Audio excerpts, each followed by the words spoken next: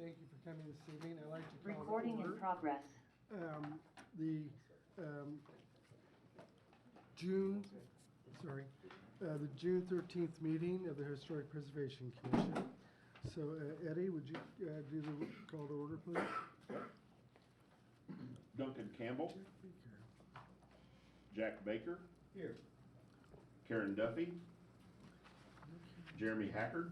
Here. Marlene Newman. Here. Ernesto Castaneda. Daniel Schlegel. Here. Sam DeSaller. Here. Ashley Johnson. John Saunders. Here. Elizabeth Mitchell. William Falk. Here. Reynard Cross. Here. Great, thank you. Before we approve last session's minutes, I'd like to greet a couple of new people to the commission. We have Jack Baker, who's just been appointed an advisory member of the commission. He's lived in Bloomington for over 50 years. He's a structural engineer by trade, mechanical. There we go. Sorry. Long-time neighborhood involvement, long-time IU chemistry department employee. And then we also have Tonda Radawan, who's new with hand staff, but has been working with the city for quite some time. She's a rental specialist, and you'll be seeing her in here on weeks when Eddie isn't working. All right. Thank you very much. So I need a motion to approve the minutes from May 23rd. So moved. Second. Thank you. Okay, Eddie? Marlene Newman. Yes. Daniel Schlegel. Yes. Sam DeSaller. Abstain. John Saunders. Yes. William Falk. Yes. Glad you made it. Reynard Cross. Yes. Motion carries 5-3-1. Thank you, Eddie. All right. Let's move to a presentation about the Graduate Hotel in the Historic District. And we have our guest. Where would you like me to stand here, or kind of up in the corner there, or? Yeah.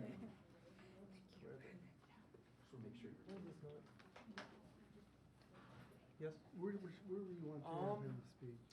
'Cause it's gonna Wherever be a you're comfortable. presentation. No, it's wise. Sit over there. Would you like a chair?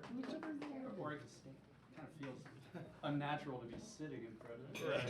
Standing up. And Move your way over. Thank you. don't want to block the screen here. All right.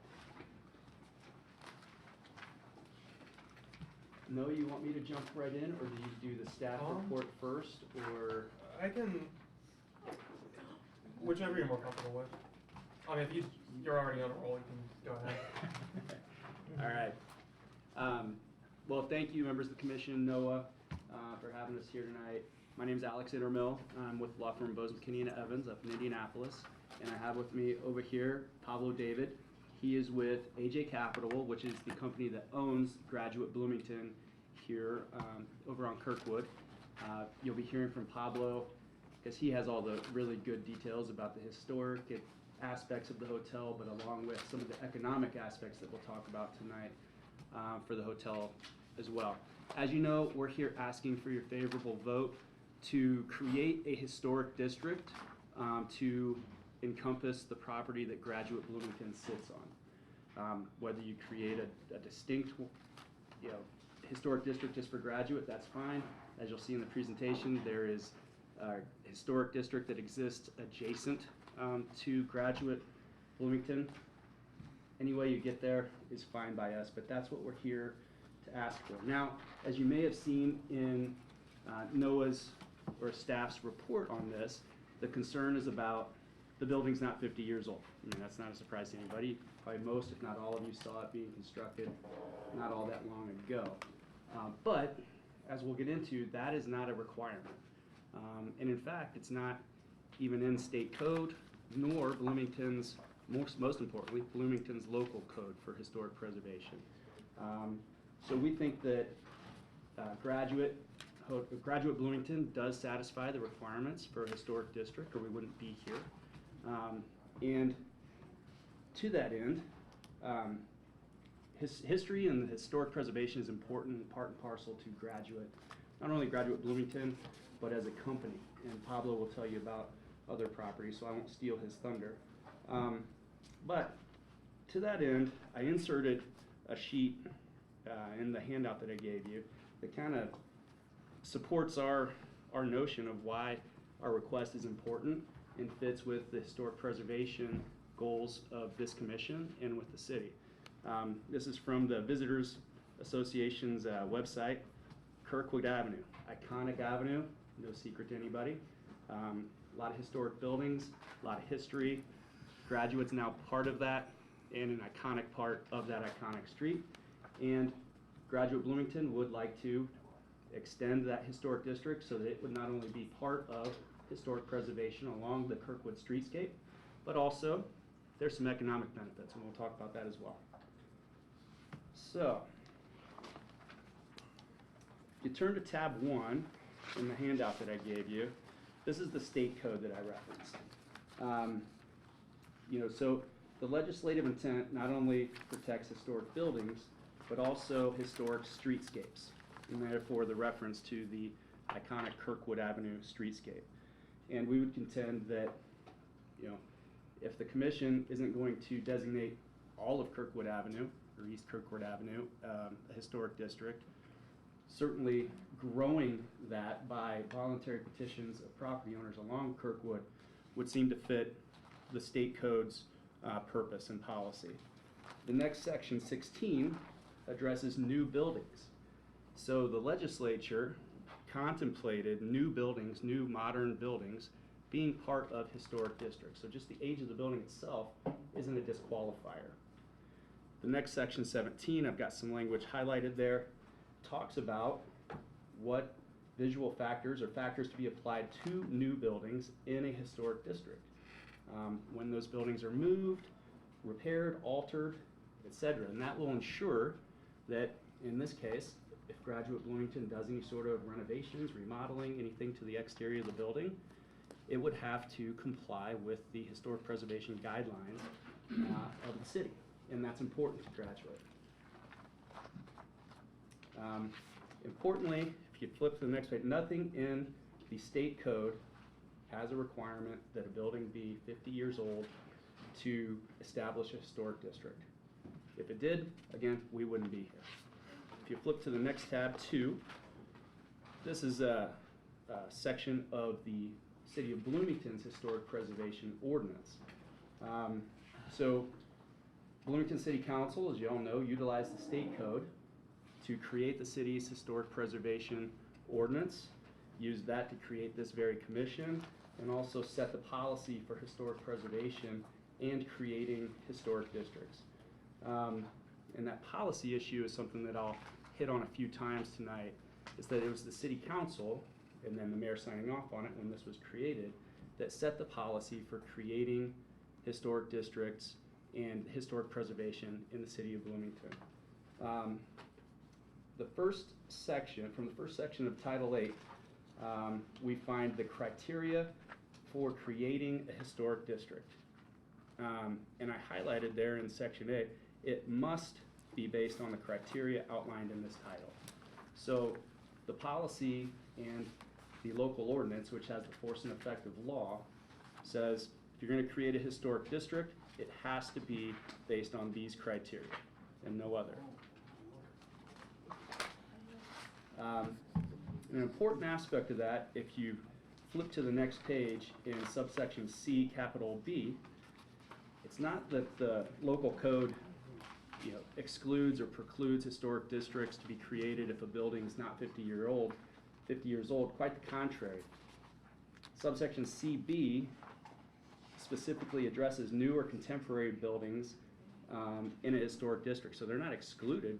The city council actually created local law, in effect, to address what we're talking about here tonight. A historic district with a newer, more contemporary building. But now that newer contemporary building still has to fit those criteria, and you can see from our application, we believe that it does. Moving down, historic district criteria, and I've got a bunch of little portions of that in subsection E highlighted. Again, the streetscape idea. So these all mirror the state code, and they protect the character of the larger Kirkwood Avenue historic streetscape. And again, that's why we're here. But importantly, because I know that Noah and I have had some discussions about this, and his predecessor Gloria, we had some conversations about the 50-year issue as well. And while that is a guideline that is addressed for National Historic Register, which Pablo actually has specific experience in that, those federal regulations. It's a guideline, but importantly, it's nowhere in state code, nor in your local code as a specific law or as a policy.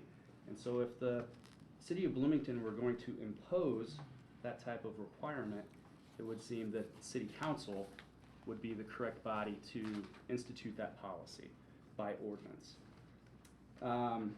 Turning to tab 3, this is the first and only place that you find a reference to the 50 years old for a building in a historic district, and that's from the Historic Preservation website here in the city. And you'll notice, though, it uses the word should, the discretionary should. And that's appropriate, right? Because, again, it can't say that it shall or it must, because that's not in your local code and it's not in the state code, but that it should.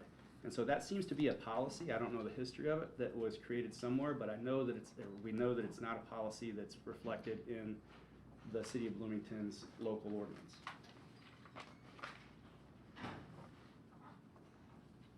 So turn to tab 4. There you have highlighted in yellow along Kirkwood, that's the graduate Bloomington's parcel, 210 East Kirkwood. And as I mentioned earlier, right next to it in the little blue rectangle is the old State Bank. That is an existing historic district that I believe you guys had a few hearings about what's going to be done with that property last year or earlier this year. So adjacent in the same block, we've got historic district straight across the street, a couple other historic districts, one of which was, it'll tie into our theme here, because it's a historic district, it's allowed to have an alcohol permit. Farther down Kirkwood, other historic properties, the large blue district on 4th Street towards campus has a lot of non-contributing, non-historic buildings in that district. So again, you've created, or this committee, or this commission has created historic districts where it's not necessarily a contributing and in fact having non-contributing buildings. So Graduate Bloomington's application is relevant and important because, again, it extends a historic district along historic streetscape of Kirkwood Avenue, which affords protections to the city to make sure that if Graduate were ever to do anything to the outside of its building that would be inconsistent with the historic character of Kirkwood, they would be under the guidelines and you would have control over that. So we think that it's important and appropriate for us to ask tonight that you would extend that.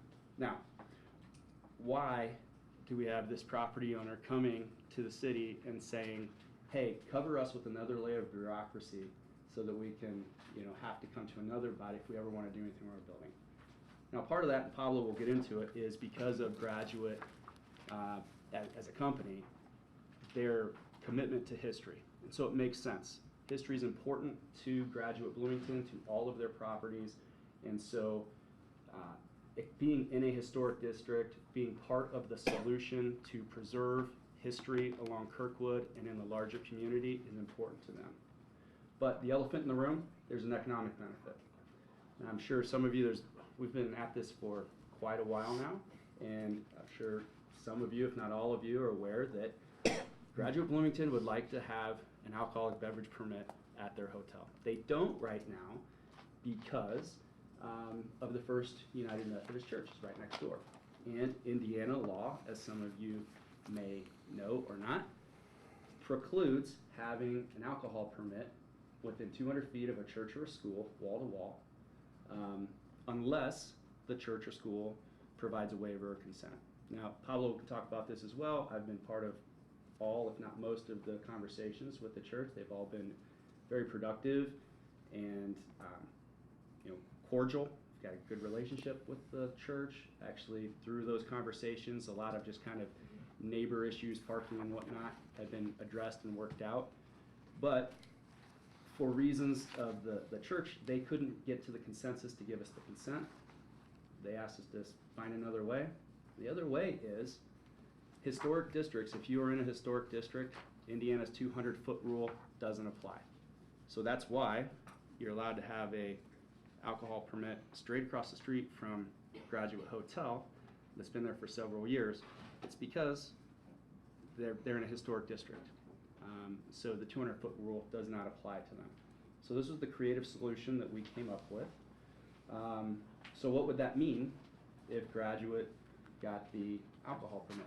Pablo will get into the details. He's the better person to explain the numbers and the nuts and bolts, but generally speaking, Graduate Bloomington loses on average 25 event bookings. So big conferences, weddings, gatherings. It's a university town, football season and whatnot, that folks just won't book their event at Graduate Bloomington because they can't have it catered with beer, wine, alcohol for their event. Not that, as my mom would say, you don't have to have alcohol to have a fun time, but it seems to be that people, when they have these types of events, would like to have something to drink. Those canceled events translate to a decrease in revenue, not only for Graduate, but also for the city of Bloomington, that again, I think this petition tonight gives you, as a Historic Preservation Commission, a unique opportunity to do something that not only furthers your goal of historic preservation of the city along the historic Kirkwood streetscape, but also the city's larger goal of increasing tourist revenue, tax revenue, that can go towards things like the new convention center. And I pulled the City of Bloomington Food and Beverage Funds Plan for 2024 that was recently published. And it says, and I'll read from it, it's, quote, using these food and beverage tax revenues to finance, refinance, construct, operate, or maintain a convention center, a conference center, or related tourism or economic development projects in the city of Bloomington. And as Pablo will tell you here in a minute, the food and beverage tax, the innkeeper's tax, which is, so food and beverage tax for Bloomington is 1%, sales tax is 7%, innkeeper's tax is 5%. Those 25 bookings, along with other bookings for events that Graduate Bloomington currently misses out on because of its lack of an alcohol permit, those will come in, which increases revenue to the city, furthers the city's stated goals to use those revenues to increase tourism, convention center, and it could be towards other historic preservation projects. It's the city's money and they can do with it what the law allows. So, with that, I will pass the mic to Pablo David. He'll present and then we can field any questions that you may have. So thank you.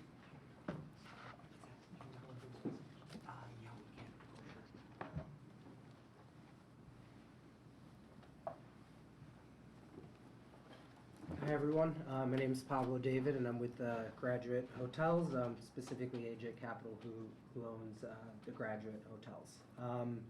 So we have about, for those of you who don't know, we have 33 hotels all around the world.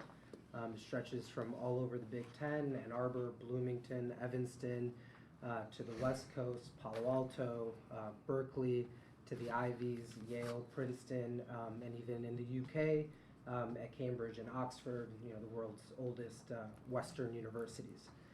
And while all of these all of the hotels are as different as the communities and the schools that they're in, there's really a common thread throughout all of our hotels. It's that we really, really take a magnifying glass to the history and the cultural aspects of not only the universities, but also of the towns that they're in.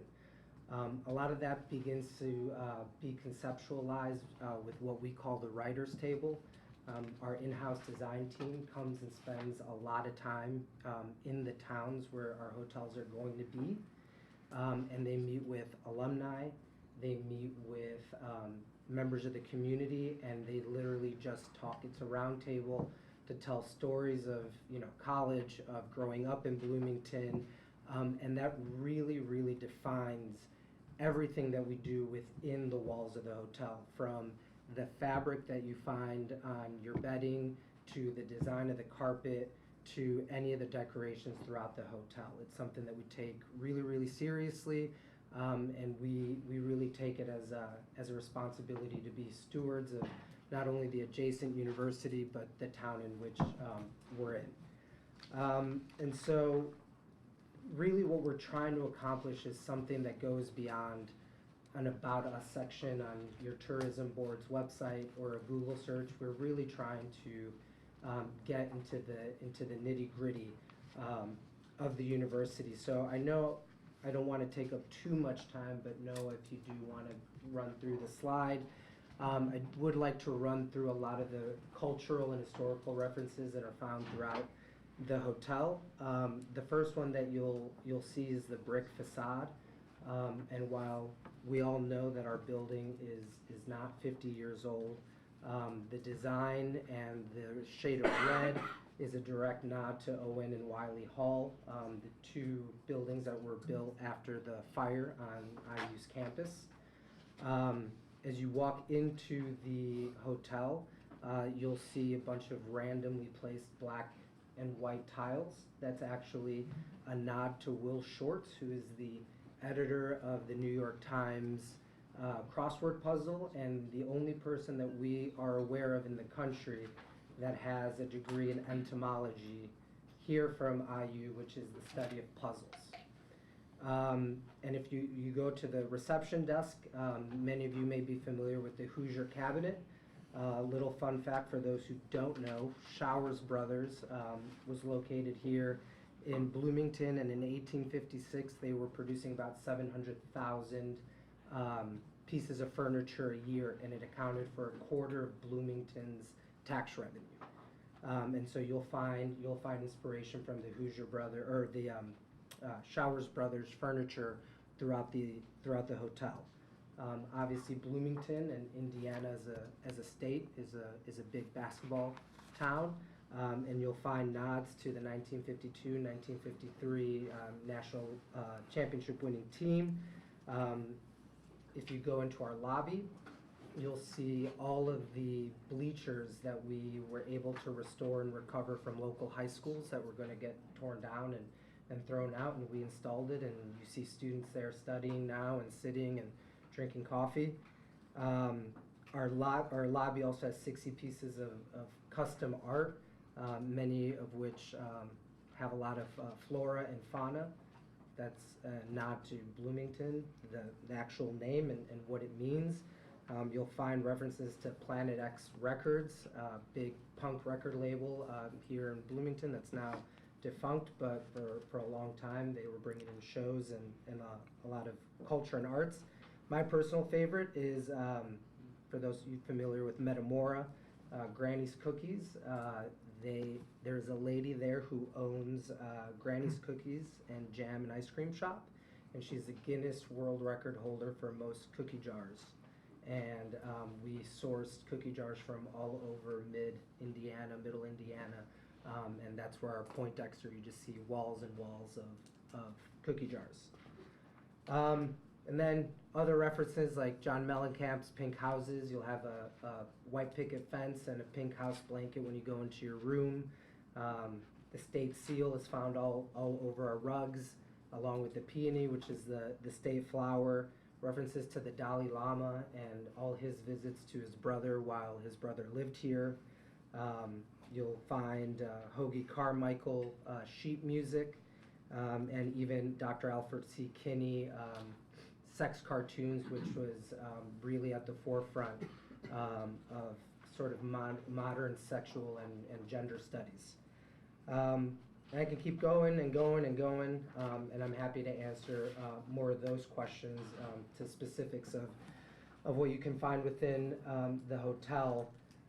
But really, it's something that's important to us. And just as a point of reference, our headquarters in Nashville, is the former May Hosiery sock mill. And those were they actually produced the first socks that walked on the moon.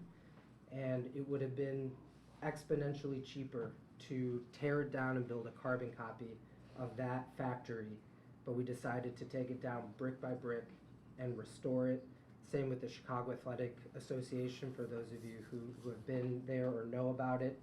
And finally, we have the sort of the elephant in the room, as Alex put it.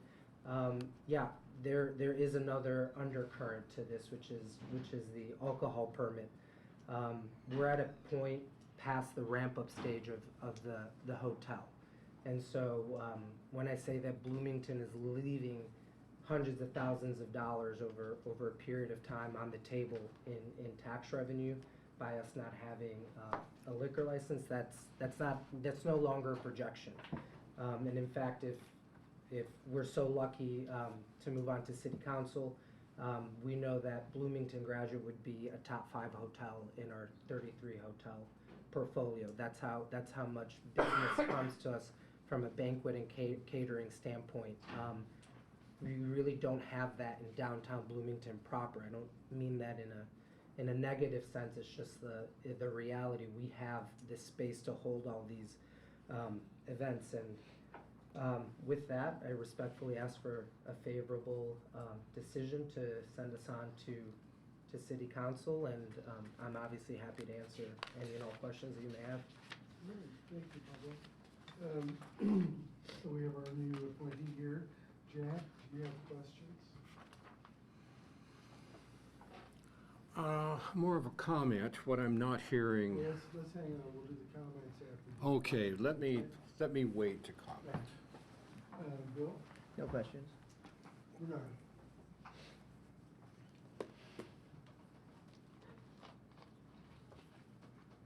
I'm help me out here.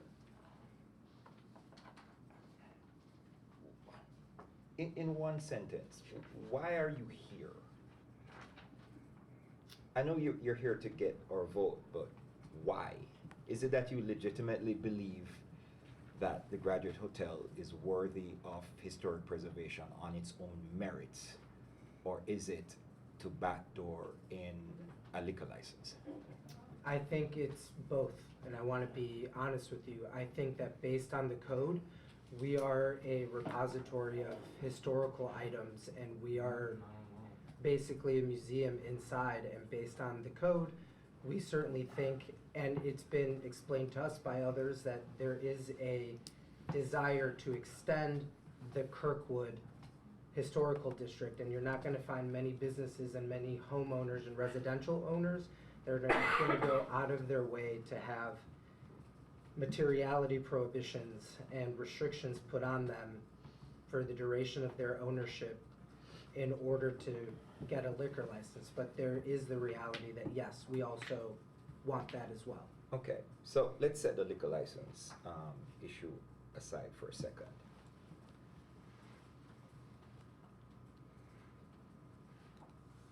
Do you believe that a museum deserves historic protection because of what is stored in the museum, or because the museum itself deserves protection on its merits of being a historic building? So the short answer to that is no, but there's a big but. The way the code is written, the state and local Bloomington code is written, we are beyond confident, at least obviously our point of view, that we meet, and I think it's subsection C of the, I don't know if you have it readily available. It's subsection E, 1A and C. So just, here's why we think that the Graduate Bloomington qualifies for a historic district on its own merits. Sir, And could you just direct me to the... Yeah, so tab 2, second page, 204, and I've got it highlighted there, historic district criteria. So historic district shall include a building, streetscapes which meet at least one of the following criteria. And this is, all this language is on the application form, as you all probably know, that brought us here tonight. So I've highlighted the two there under E1 that I believe that we meet the criteria. So 1A is, has significant character, interest, or value as part of the development, heritage, or cultural characteristics, and that's the key, cultural characteristics and heritage, of the city, state, or nation, or is associated with a person who played a significant role in local, state, or national history. So that goes to what Pablo was talking about, just it pays homage to so many of those people. But also, we know that historic preservation commissions and your calling deals with the exterior. And that's why what Pablo led with is the facade. And so the exterior of the Graduate Bloomington does, pay homage to Wiley and Owen Hall on campus with the red brick. The limestone features are certainly appropriate for the architecture up and down Kirkwood Avenue and around Bloomington. So those characteristics, both outside and in, meet the criteria there of 1A. I also add that features inside of a building can also be regulated by this commission if they're visible from the streetscape, from the outside. And if you've walked by Graduate Hotel, you can clearly see all of the cookie jars through many of the windows in the Poindexter, along with, if the sun's right, the crossword puzzle. So we believe that some of these interior features also fall under this commission's authority and jurisdiction to regulate, if the building's in a historic district. So we gotta have the historic district first. Okay, so I'm sure the persons who know a lot more about architecture than me can chime in on this, but what is it about the building itself?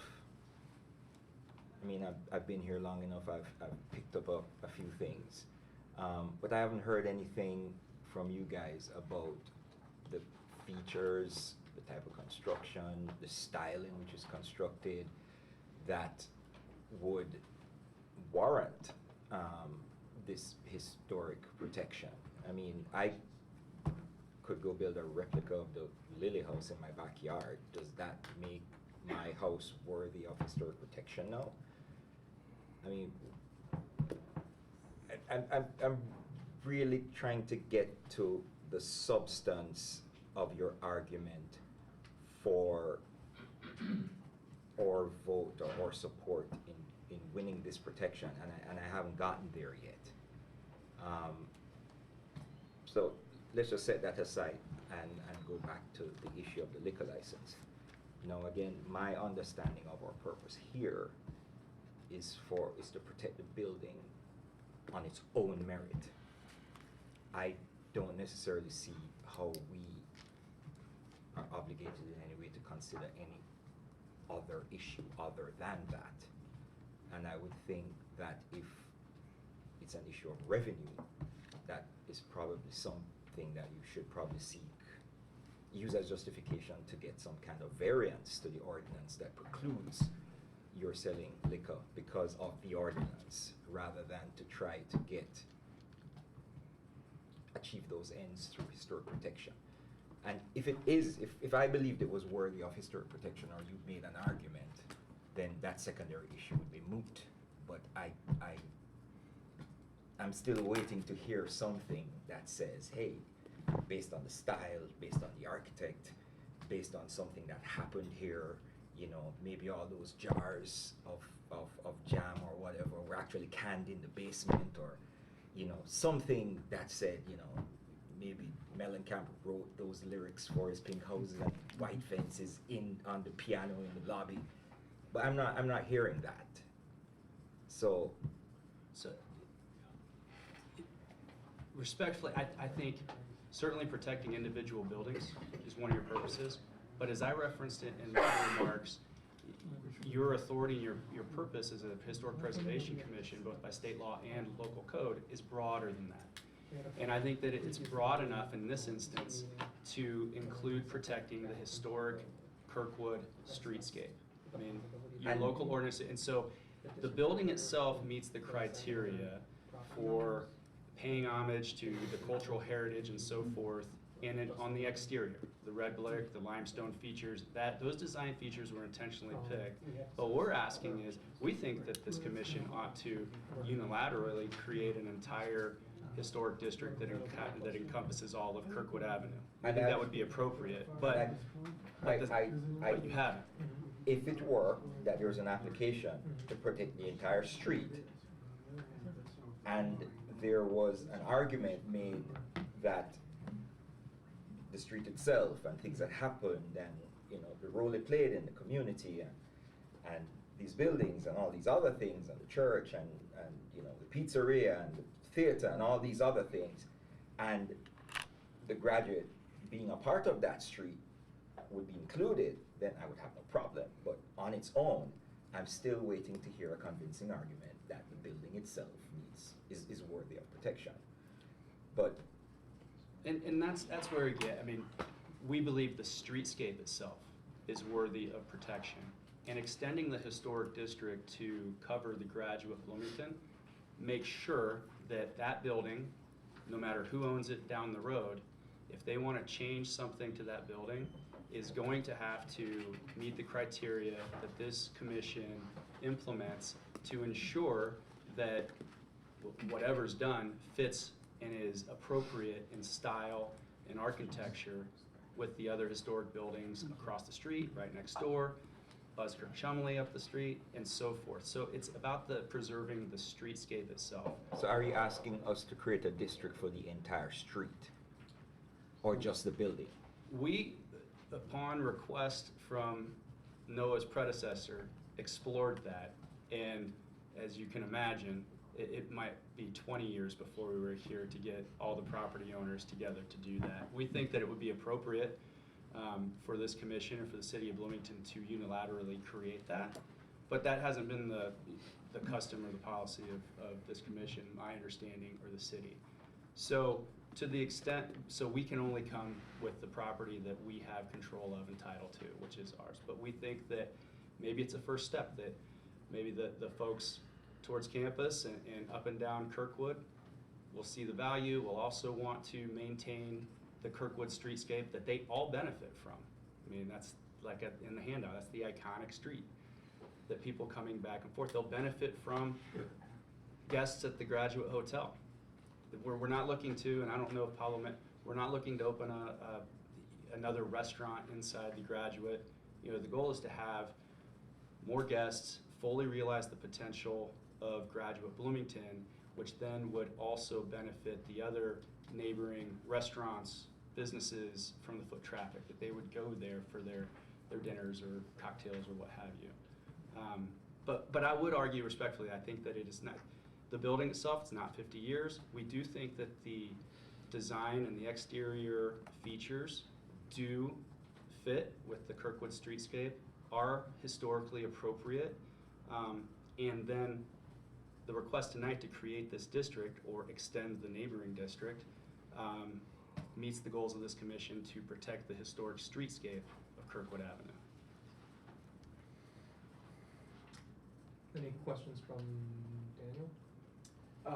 I just have one or two. I actually work very close. I can probably throw a baseball and almost hit your building.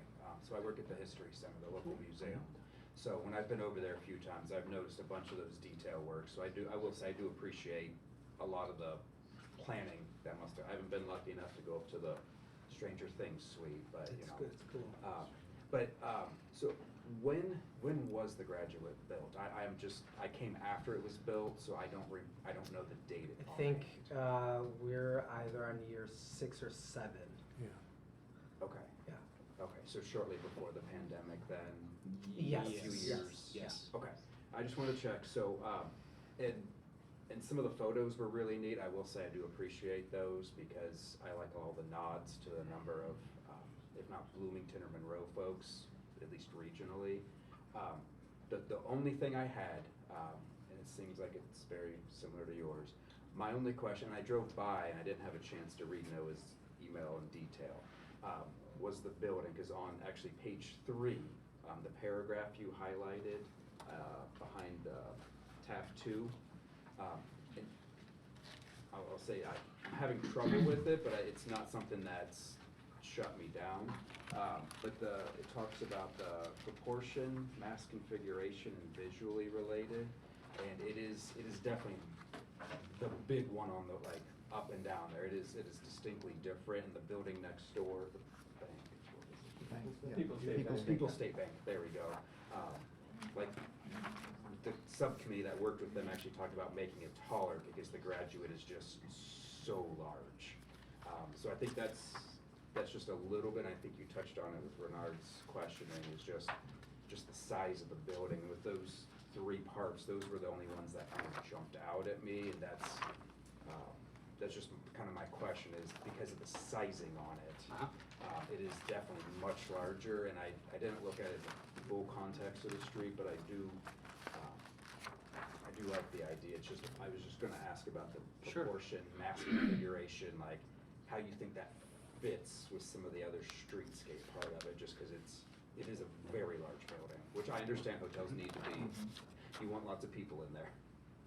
Yeah, and so neither Pablo nor I are architects, and I'm not an engineer either. There's another school up north that I thought I was gonna be an engineer and didn't quite make it, so I went to IU and became a lawyer. But it is big, but if you look at the First Methodist Church next door, I think in scale from looking at Fourth towards Graduate and the church, I think that it fits. The other church, forgive me, I forget, across the street is also larger. The way that, the library is a pretty large building as well. So, yeah, I mean, We're it's at a slightly lower elevation on that portion of Lincoln and Kirkwood as well. So it is large, but in that, the reason I highlighted that paragraph is not so much on what is there now, but to emphasize that if the historic district is created, anything that Graduate or any future owner would want to do with that building, you would have control over to make sure that it fit any of those requirements. So say Graduate said, you know what, we're really doing great, we'd like to bump it up another level. They'd have to come back here to you, and you could say, you know what, we didn't like the size of it before, no way you're putting another floor up there. Or maybe they want to put neon lights on the outside or something like that. They would be back here in front of them, something that just wouldn't fit with the Kirkwood streetscape. So that's why I highlighted, thank you for bringing that up, that I highlighted that is because that's the control that this commission, and thereby the city, gets over the Graduate Bloomington parcel should the historic district be created. Thank you. Thank you, Daniel. Marlene, questions? I have 3 questions, and some of them are just logistics. I understand the background of your, so I wanted to know, who's the architect? The architect, I think, is HPA, based out of Chicago, but Okay. I can double check that for you. Then, now, when you were discussing things with the Methodist Church, I get it, I understand their position, but was there some way that you could sort of make a compromise with them, like no alcohol on Sundays, or some sort of a trade of spaces, using spaces? Is there some? So I want to It's a make state something law. very But they, clear. for them to approve it, that's. Yeah, if they get a waiver. Very clear about specifically my relationship with the First United Methodist Church, Pastor Lisa, and the church representatives. We have what I believe is a very positive working relationship with them. Mhm. I think the issue is that they have a council that deals on a consensus model. And there were 2 or 3 individuals out of those 15 that just didn't even want to discuss that issue. You're talking about alcohol. Yeah. The and waiver, The waiver. given the consent, yeah. Right. And we both the representatives and myself, we thought, well, can we do this? Can we do that? Can we do the other? And nothing was sort of sticking, and it wasn't until one of the church representatives called me up and said, look, you have to find a creative solution to all this. I don't know how to bring the rest of the horse to water, right? And so part of that is why we're here. And we don't want to hide that. We want to be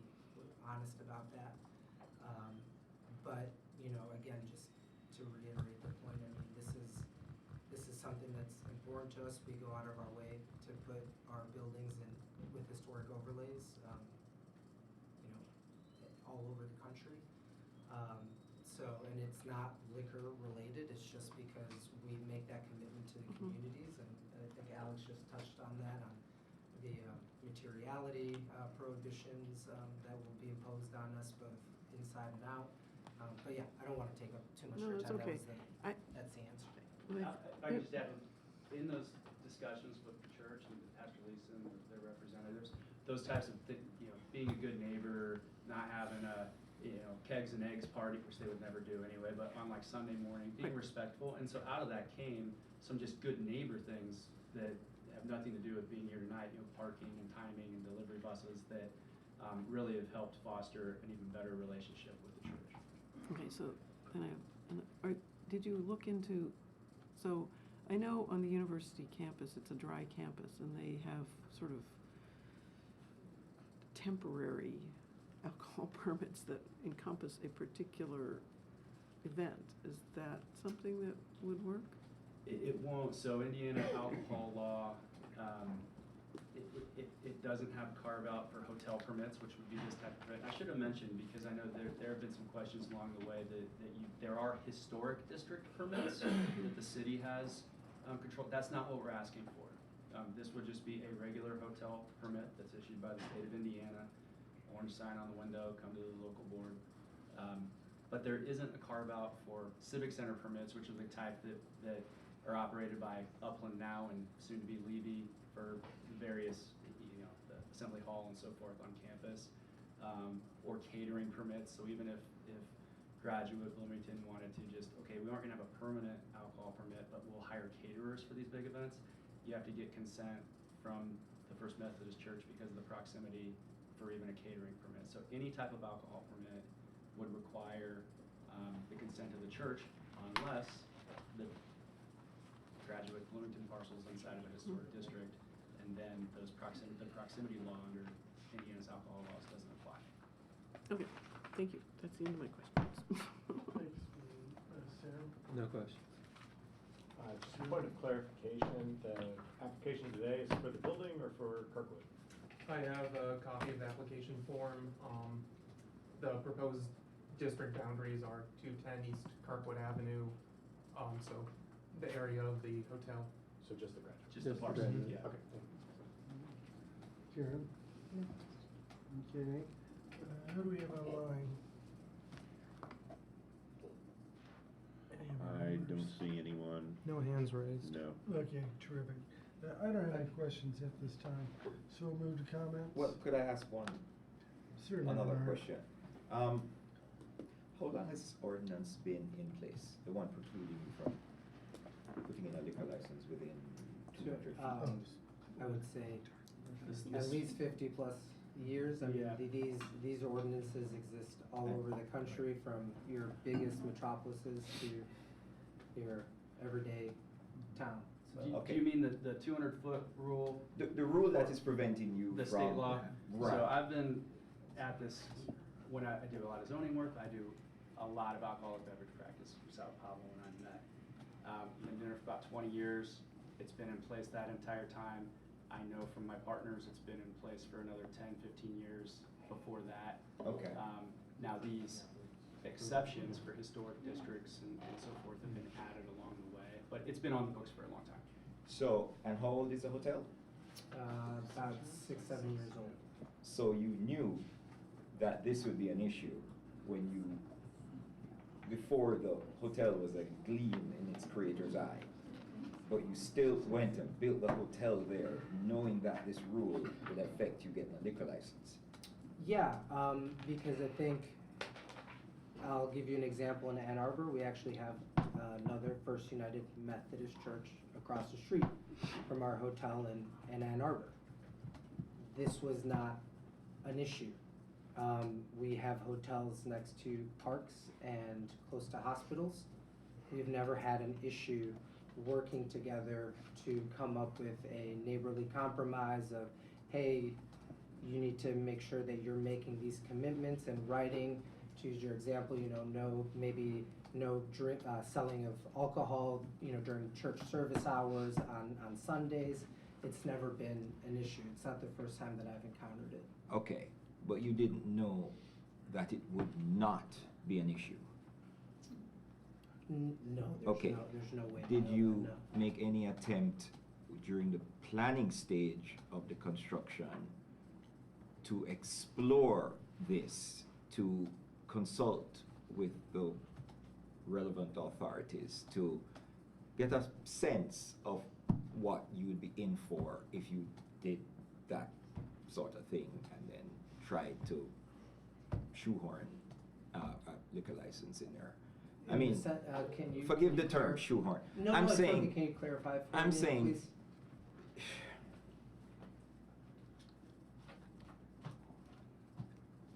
before you construct a building or enter into a project, I suspect into the tens of millions of dollars, for profit, where your revenue stream would be affected by whether or not you got a liquor license. You knew that that location was precluded from having a liquor license by a state law. I would suspect that part of your due diligence, or certainly part of the planning process, would involve exploring whether a variance of any kind would be possible prior to spending the money.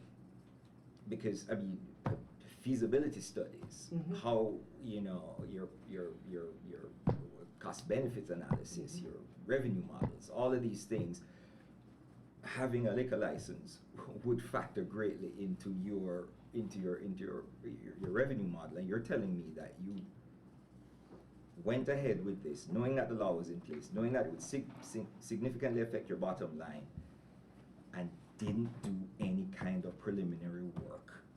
No, that's not the case. Oh, so you did so preliminary work. I was not here. But you're representing the organization. Of course, no, of course. Okay. I'm just giving just a little context to it. That's all. Okay. I wasn't here during the preliminary due diligence stages, the sort of acquisition stage of the process. I know for a fact that every one of our processes would have caught that. That would not have been a surprise. I think the issue, it only became an issue when my understanding was there were issues at planning. And there was a big hubbub as the hotel was being built. Maybe some of you in this room remember that. And even the former mayor was like, even didn't want the hotel at one point. All of that sort of turned around once they saw who we were, what we were about, and what we were trying to do. I don't believe that my predecessor, anyone that worked on the hotel, did not know about this. I think the issue is that we all of a sudden had an issue, and that we hadn't encountered in dealing with other faith-based organizations in other parts of the country, where we're working alongside them as neighbors to work it out and eventually get the liquor license. This process has taken on sort of it's been a longer duration, and quite frankly, I think the church and the representative said, you know what, we have a lot of things to deal with. We have our congregation, we have capital improvement projects. We can't dedicate that sort of time here, but I don't think, if I'm understanding the question correctly, that it was due to a lack of due diligence or fact-finding prior to building the hotel. I'm just incredulous at the fact that. Anyway, that's not a question. That's my question. All right, thank you, Bernard. So why don't we move on to comments? Jack, you had a comment? Yes, I have a few comments.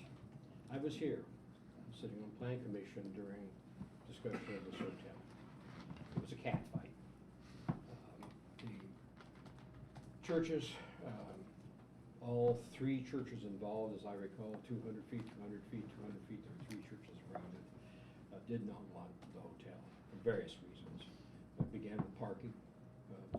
costs that had been promised, that's an aside. But it did get into the subject of, to some extent, at Plan Commission on the alcohol. And I do remember talking with one of the promoters of the hotel at one point, and I said, all right, can you build this thing? The churches say you can't build it and without alcohol, it won't pay for itself. I was hearing that rumor all over. And so I asked this gentleman from the organization, I'm sorry, I don't remember. No, it's okay. But he said, nah, we sell rooms.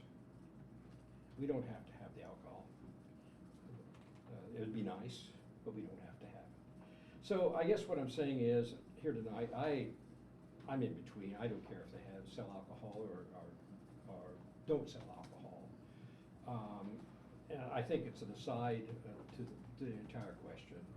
And probably we don't even really need to be discussing it, although I did learn something this evening, the way you can get around and get to the point where if you would like to have alcohol sales in your building, this is a clever way of doing it. I give them kudos for that. That's a very clever way of doing it. On the other hand, I don't think it makes any difference to what we're here really discussing in terms of massing and in terms of its contribution. That's another thing. The building was discussed to the nth degree about height and mass at that time. It sits lower, a few feet lower than the church to its south. It sits lower than the church to its north. So those things were all discussed. In terms of the massing was okay. It was given, and the project was given approval to proceed. So the massing, fine. What I don't see is meeting the criteria of, I don't even care so much about the age. The things listed here, quality of construction, whether it relates to the community. I think it's nice that they have a lot of stuff on the inside that relates to the community, but in my mind, that's not something we're here to discuss. That doesn't fit the conversation. The conversation to me is more the exterior of the building and its siting in that part of the city. And I'll just cut my comments short and just simply say, just my analysis is it doesn't meet the criteria. Thank you.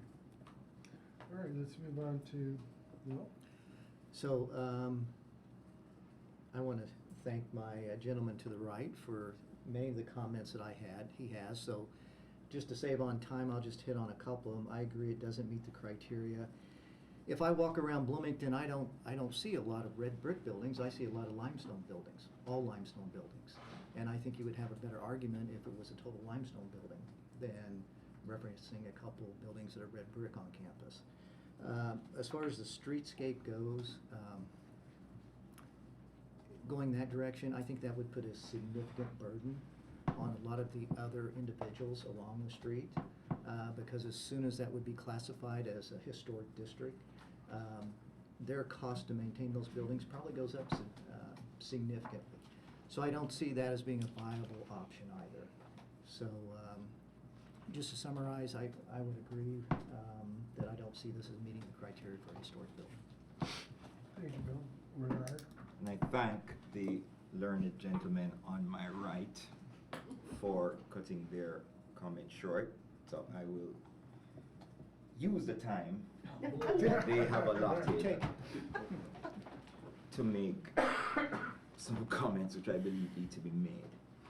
And I'm only going to touch on the idea of the liquor license because you brought it up in your justification. I don't believe it's something that we should consider at all, but you brought it up. Very early in my life, I learned an alliterative phrase starting with preparation and planning prevents. And then there's some four-letter words after that, which I will not state here. The idea that it was brought up, and thank you for the history lesson. You know, you sell rooms, right? You built the building anyway. 7 years old. I know you're here for historic protection, so you can get a liquor license. I think the most kind I can be is to describe that as disingenuous, and for you to seek to use, to gain the approval of this organization is offensive. Right? Insulting.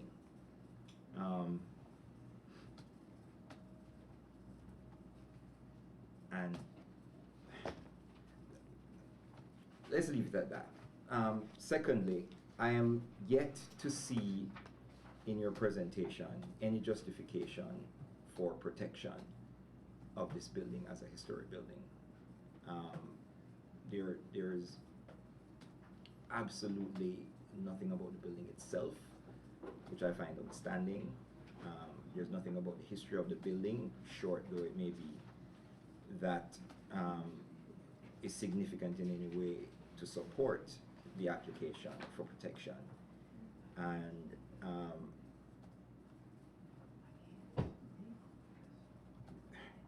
I just can't. I believe the weakness of this application speaks for itself, and Thank you, Renard. Daniel? I'm not gonna lie, I didn't expect myself to find myself in this seat, but I'm actually kind of okay with it, to be honest, because I like the idea of what was mentioned about maybe some of the other owners might be enticed to help protect Kirkwood. This would just be a gentle extension. I like the idea of in the future, I know you mentioned another floor or something, but my thought was if there's any exterior renovations being before this committee, some of the other groups that have had subcommittees spin off to work with the architects and the building owners to be able to come to better agreements and initial proposals that were pretty well shot down in their exploratory phase have happened because the owners or the owners, architects, other people that are not me, worked with them and they came to an agreement where the owner was happy, the commission was happy, and I do like that idea for the future, because at some point, exterior renovations are gonna have to be made, things will have to be changed. And right now, y'all would be able to kind of do it as you see fit within the city's parameters, but now with working with us, some of the suggestions could be made, so I'm actually okay with it, so, but I might be a minority, but yeah, those are my comments. Thanks, Daniel. Marlene? So, I'm an architect, full disclosure. I like the building. The building's a nice building. But I don't think it meets any of the parameters that are required for historic designation. And I would be much more in favor of designating the whole street and then including your building. But I know that the commission has talked about that in the past, and I don't know that, way in the past, because I'm old. So I mean, I get what you're saying. I understand all the interior machinations that you've gone through to make these connections with the community. However, they're not really integral to the history of the building. They're kind of a pastiche that's been added, and it doesn't really. There's no there for me. So I have a problem actually with it. So your turn. All right, thanks. All Marlene. right. Sam? I'm also an architect. Full disclosure. Full disclosure, all that. Been doing this a long time. Like the building, it's a nice building. I was just there for the Linda concert. It's a great roof terrace. And I have friends who don't like the building, and I argue that it's a nice building, and it meets the UDO. It holds the street wall. It does a lot of good urban things, but it's not historic. I found a lot of the arguments both disingenuous, bordering on specious, and I can't support this. I think this is like an hour we would all like to have back. That's all I got. Thanks, Sam. Jeremy? I think it's because this is specifically for the building is not historic in nature. We can't approve it, we can't consider liquor license, that is not our purview. It's an interesting idea, I like it. I'm not offended by the presentation at all. I think it's a good try, but this does not meet any standard for historic designation, and it's not even 10 years old. How can we have a proper view of history and put it in the place of building architecture or things that have happened in the town or anything along those lines? We can't. We don't have the proper perspective, so I would vote no. Karen? I also don't see this as a fit for our purposes, and so I would not advise my colleagues to support it. Thank you. So I have to agree with my fellow commissioners. This is not something I can support at this point. And I think that's where we stand with this. We won't vote on it tonight. I think that we will have to discuss it at a later point. Because right now it's just an application. It's not anything else but that at this point. I think that we could probably put this on our next agenda as something to discuss further. As you said, a historic district might be an option, but that's something we need to decide if we want to move further at that point. All right? Thank you both very much for coming this Thank you evening. for your time, and I thank you for appreciate everyone's your patience thing. in the back over there. I appreciate it. Thank you. Thank you. Thank you. All right. Let's move on to staff review. COA 24 well, we have several. COA Right. 24-16, Um, so it's up to you now, So these are staff reviews, so I'm gonna make them quick. Sorry, Eddie. First certificate of appropriateness, COA 2416, is a retroactive COA for 1300 East First Street, the WJ and Sarah Monkhouse House, which is located in the Elm Heights Historic District. Petitioners are Lindsay Thompson and John Simpson. The request is for the installation of a gravel parking area in the rear of a corner lot. District guidelines recommend that parking areas be located at the rear of a property and be appropriately screened. The portion of the backyard between the house and the driveway, it's currently screened by a wooden privacy fence. South of the driveway, low-lying vegetation and several trees stand between the parking lot and the field. Staff conditionally approves provided that the owner installs shrubs or an extension of the existing fence to provide screening from the public right-of-way. For some context, you can see the existing fence on the northern end of the back property, and there's foliage right now and there aren't any cars parked, so it's not the greatest vantage of the parking area, but to the southern end of the lot facing the public right-of-way would be where I would recommend screening. Right, overview of the lot, parking areas within boundaries that were determined appropriate by the planning department and roughly back in this area. Okay, COA 2419 for 1029 West 6th Street, an L-plan cottage in the near west side historic district. Petitioner is Suze Frederickston. The request is for the installation of a prefabricated gambrel roof garage facing the rear alley. The garage, as proposed, and I'll show you some images, meets neighborhood guidelines for accessory structures. The neighboring house, for what it's worth, also has a gambrel roofed accessory structure facing the back alley. Here's images of the lot, and you can see next to it the existing gambrel roof structure next door. Here's the shatter garage that's proposed, as well as a markup of the building in relation to the alley. We had a meeting together, Suze, myself, and I believe Eric from planning, to discuss setbacks. Actually, Gabriel. Gabriel, I'm so sorry, Gabriel.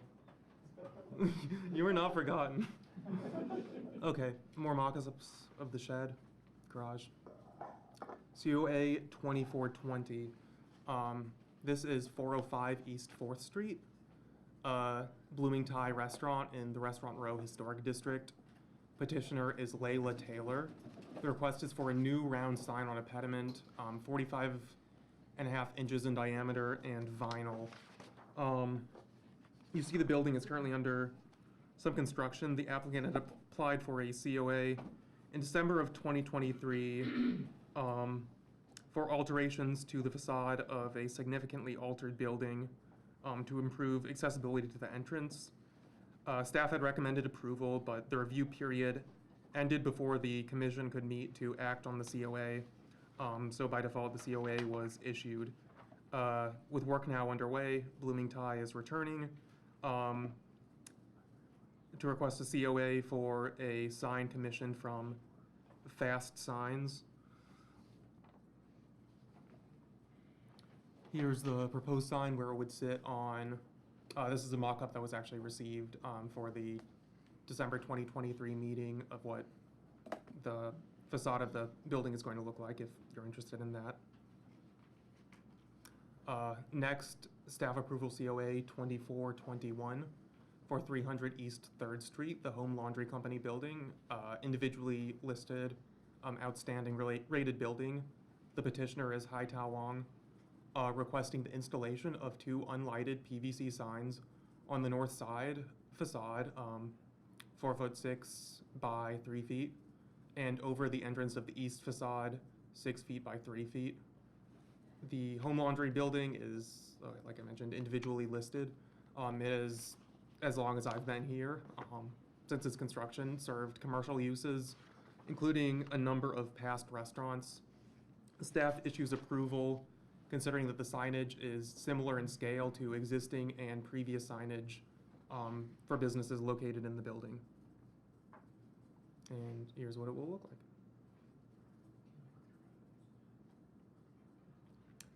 COA 2422 for 801 West 9th Street, a pyramid roof cottage in the near West Side Historic District.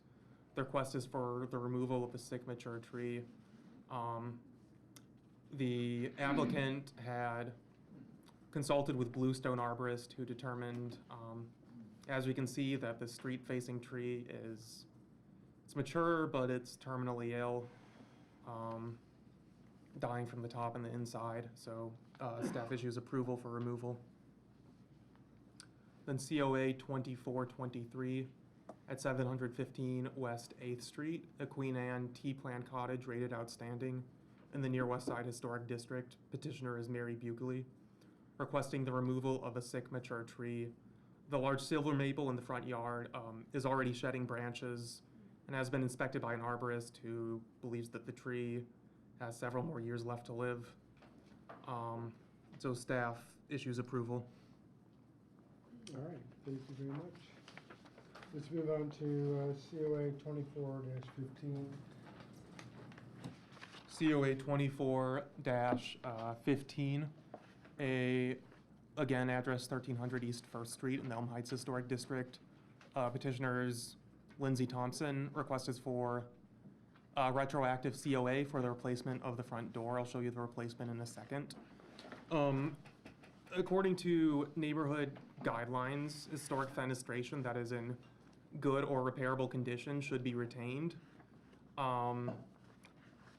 I've heard reasons for the door's replacement, but not related to the condition of the existing door. So staff recommends the restoration of the previous door before inviting comments and questionnaires from the petitioners and the commission.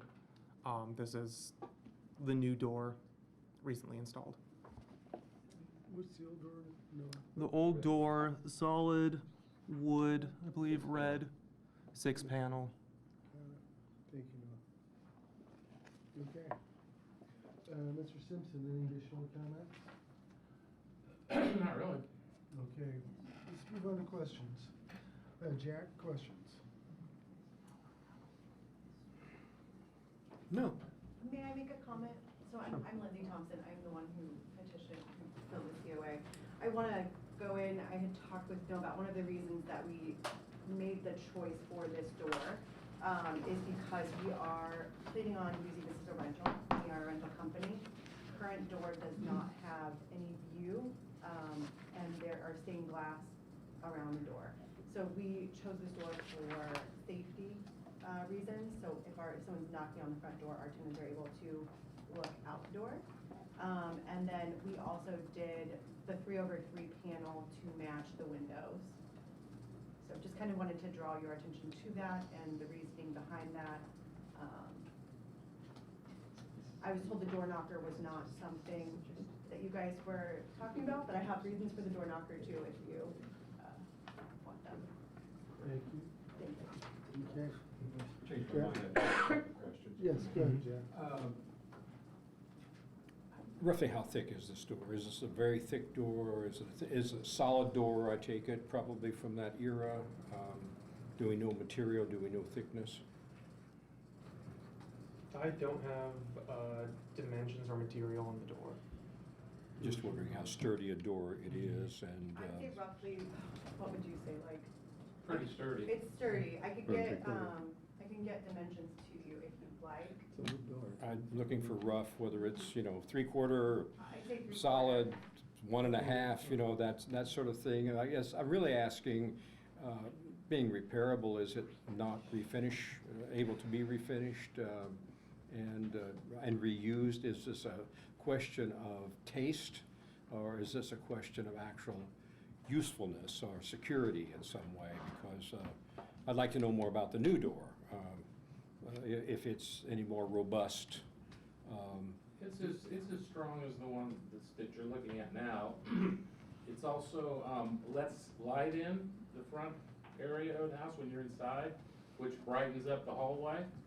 And first and foremost, though, it's, as Lindsay said, especially if there are girls living there and somebody knocks on the door, they can't see who it is until they open the door. So it's a visual, check on who's knocking. Are those not clear glass panels on the door? No, they're They're stained. frosted? Stained glass. They're stained. On the Yeah. sides. Oh, I'm asking about the 6 in the top of the door. They're clear. Those are, That's a new door. frosted glass. Which could be changed out. I'm not sure you want to do it, but they could be That's the new changed one, out for clear glass, isn't so that one could have a better security. Anyway, that's all. That would be taking away the. Yeah, thank you. So I want to clarify, you're talking about the stained glass could be taken out to? Talking about the door itself. The door is clear glass. Oh, the So it's door 3 itself is over clear, 3. right. So they can see out They before they open can the see door. out the front Okay, door. that's what I was getting 3 at. over 3. That's the new door. That Yeah, that's is the the new This new is the new This is door. the new door. What, the Yeah. old door? Old door had. The old door has no window. Yeah, it's the red one. That was the red door. I love that you can't tell though, so that's great. That's a good start, right? Let's move on. Those are my questions. Thank you, Jack. Bill? Yeah, so just a couple questions. So is this the first historic home that you guys have owned? We have several historic homes. It is the first historic home that we are remodeling. Okay. So did you know? One of the first that we're doing really anything on the exterior. As I say, we do a lot on the interior. Okay. So did you know you needed to come for this committee before No. you put the new door in? No, had no idea. Okay. So you never presented anything to the committee before? We have. No. John has not, I have. You have? Yes. Okay. So you're aware of the process of submitting to us before you make the change? I am, yes. Okay. So what happened in this situation? Really I didn't realize that it was something we needed to get a certificate of appropriateness for. My sincere apology. As soon as it was brought to our attention, we worked with city planning and transportation. With the 2 issues, the driveway and the front door, immediately filed the paperwork to come in here and get those taken care of. That's all my questions. I will say though, just something I want to say on our behalf, and on John's behalf, is that, if you go around and look at most of the rentals that we do, I can understand the negative connotation, right? Rental company buying a historic home, letting it fall into disrepair, that is not our bread and butter. We like to joke we're like the anti-slumlords. You know, John takes very specific care, almost to an extent where I'm like, you know, putting in, like in the interior of these homes, we're putting in 2 historic mantles, you know, limestone fireplaces, etc. So I just want to call attention to the fact that you're working with somebody who's taking a lot of care into these houses, and a lot of time, and doesn't always look at maybe what's cost effective for a rental, to put that into a home just to make it beautiful.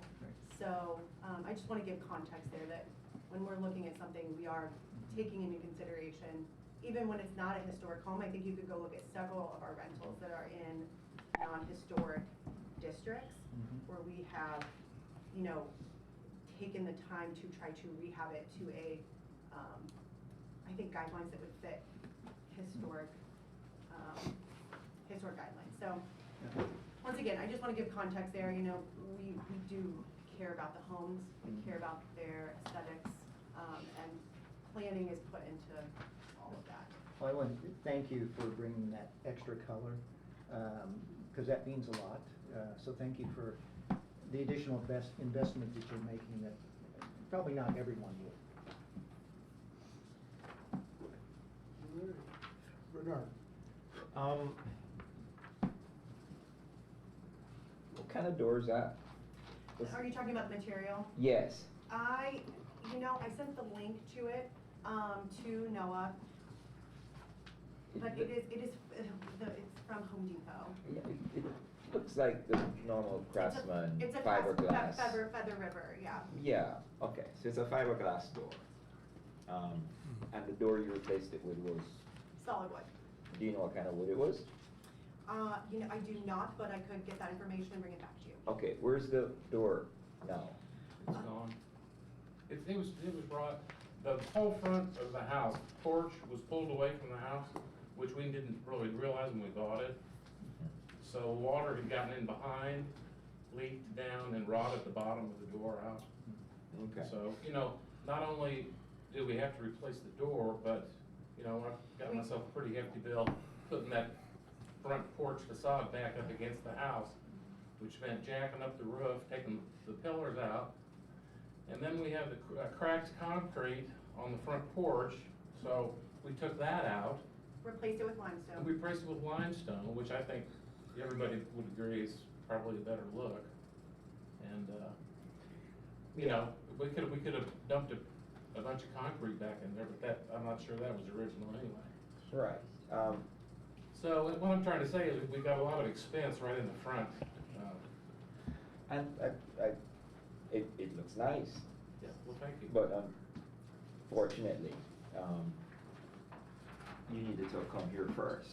Well, honestly, as I said, I didn't know that I had to do it, I certainly would have. No, and I do appreciate that. I mean, I'm new to this town, to this country, and there are lots of things that I didn't know when I got here, but when I failed to do them, I pay the consequences for it. Oh. And I learned from it.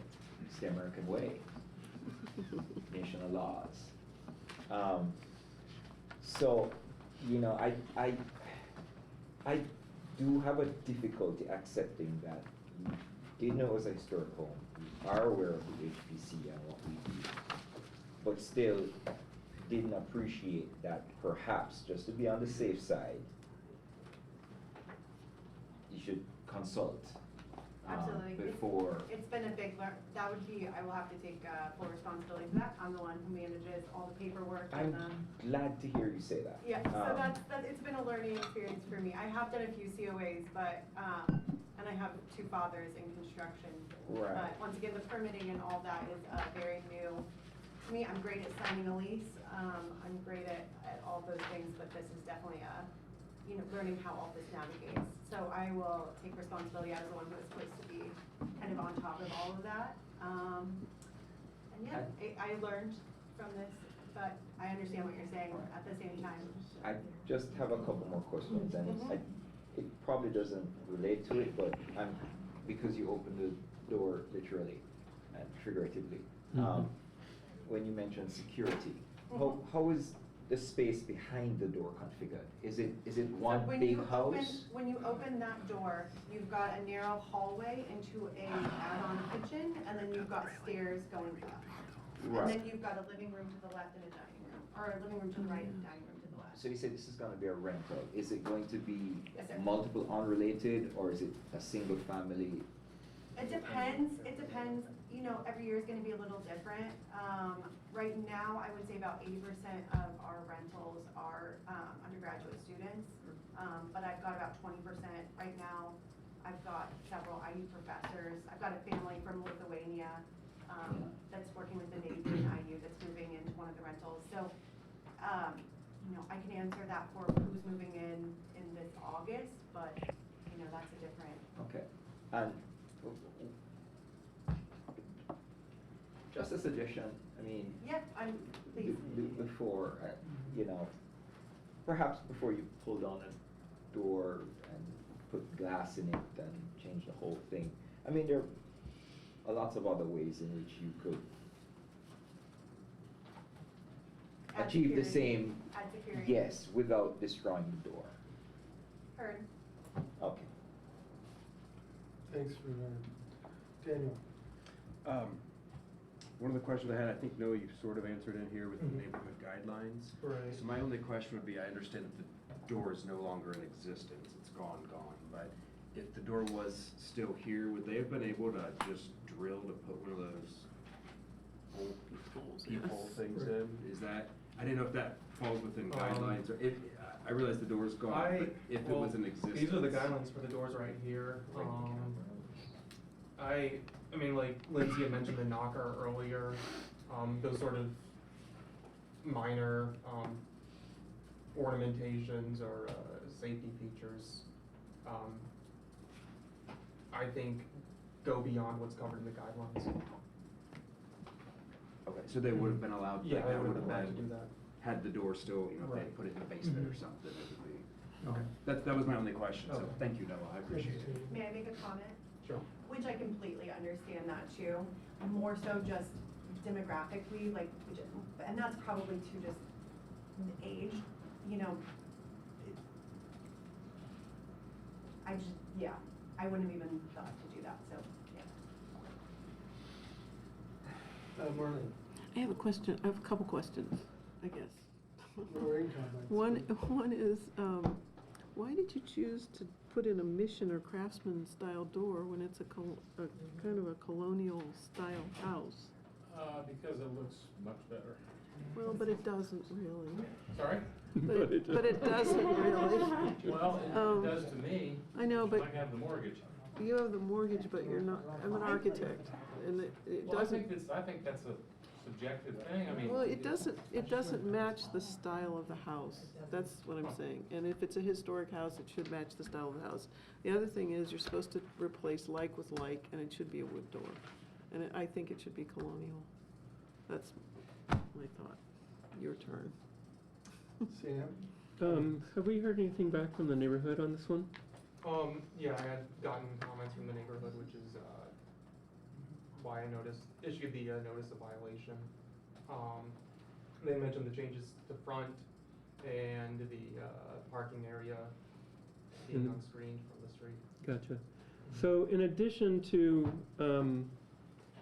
removing the original door, removing the original Here. floor slab on the porch, removing, it looks like from photographs you removed the original railings too? Yes. Okay. How high is the porch from the ground? I'm an architect too, so.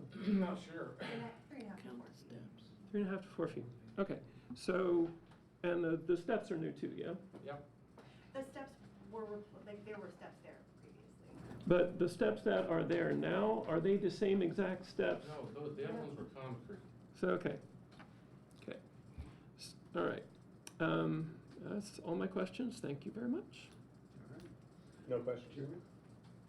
No question. Karen? So, if I understand it, not only did you guys change the door, you changed the decking of the front, you also changed the steps to limestone. Correct. And through this process, you did not get any kind of COA Correct. Or building permit. or building permit. Correct. Okay. Thank you. So, any more questions or comments from the people online? I don't see anybody raising. We don't see any comments in the chat. All right, great, thank you. So, we would need a motion at this point to approve or deny. Are we doing comments? We did comments. We did? Yeah. No, we I thought did. those were questions. Those are questions. I thought we did comments too. No, we did- I'm sorry, I started with Jared with comments and I asked Bill, did I not ask for comments?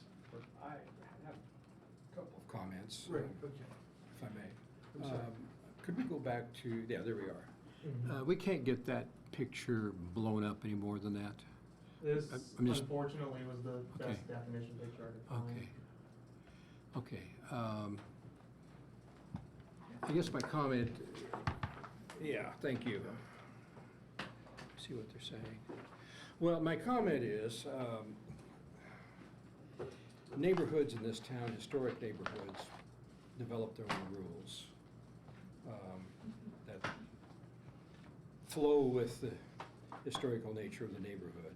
And this one has its own rules, and those are saying something about the nature of this doorway. My inclination is to go along with those rules. A door can be got. I know it's an extra expense. It's a bit of a lesson in learning how to handle things in Bloomington.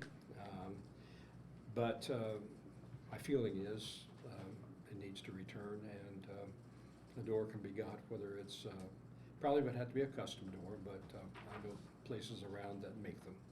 And it's an expense to you, I'm sorry to say that, but I have to agree with the rules that say it should be changed back. Thank you, Jared. Bill? I will say the gentleman to my left, Jack, said it way more eloquently than I ever could. So thank you for speaking my words, and that's all my comments. Okay, and Renard comments.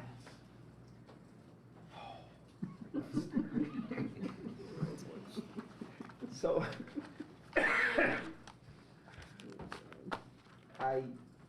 today just seems to be my lucky day. So, let's start with the door, and I don't know, are the other things a part of the COA? No, but Just we'll the get door? there. Just the door. Okay, Just the door. so we're just dealing with the door now. Okay, so, I have a, historic properties are hard. They're hard. If you don't have almost a passion for it, don't buy one. Right? Don't own it. It will cost you a lot, and if you don't gain something other than monetary compensation from it, you're probably gonna lose. That being said, there. Can I make a comment? You know, Hey, we're. wait a minute, Lindsay, we're- let Renard finish. Okay, Right. so people can just laugh at us during this meeting. I'm sorry, I didn't know that I was laughing. No, but this gentleman is. and I'm laughing at Renard, I'm not laughing at you. Okay. Right? He's a friend of mine. So, the fact that you indicated that you were aware of the process says a lot to me.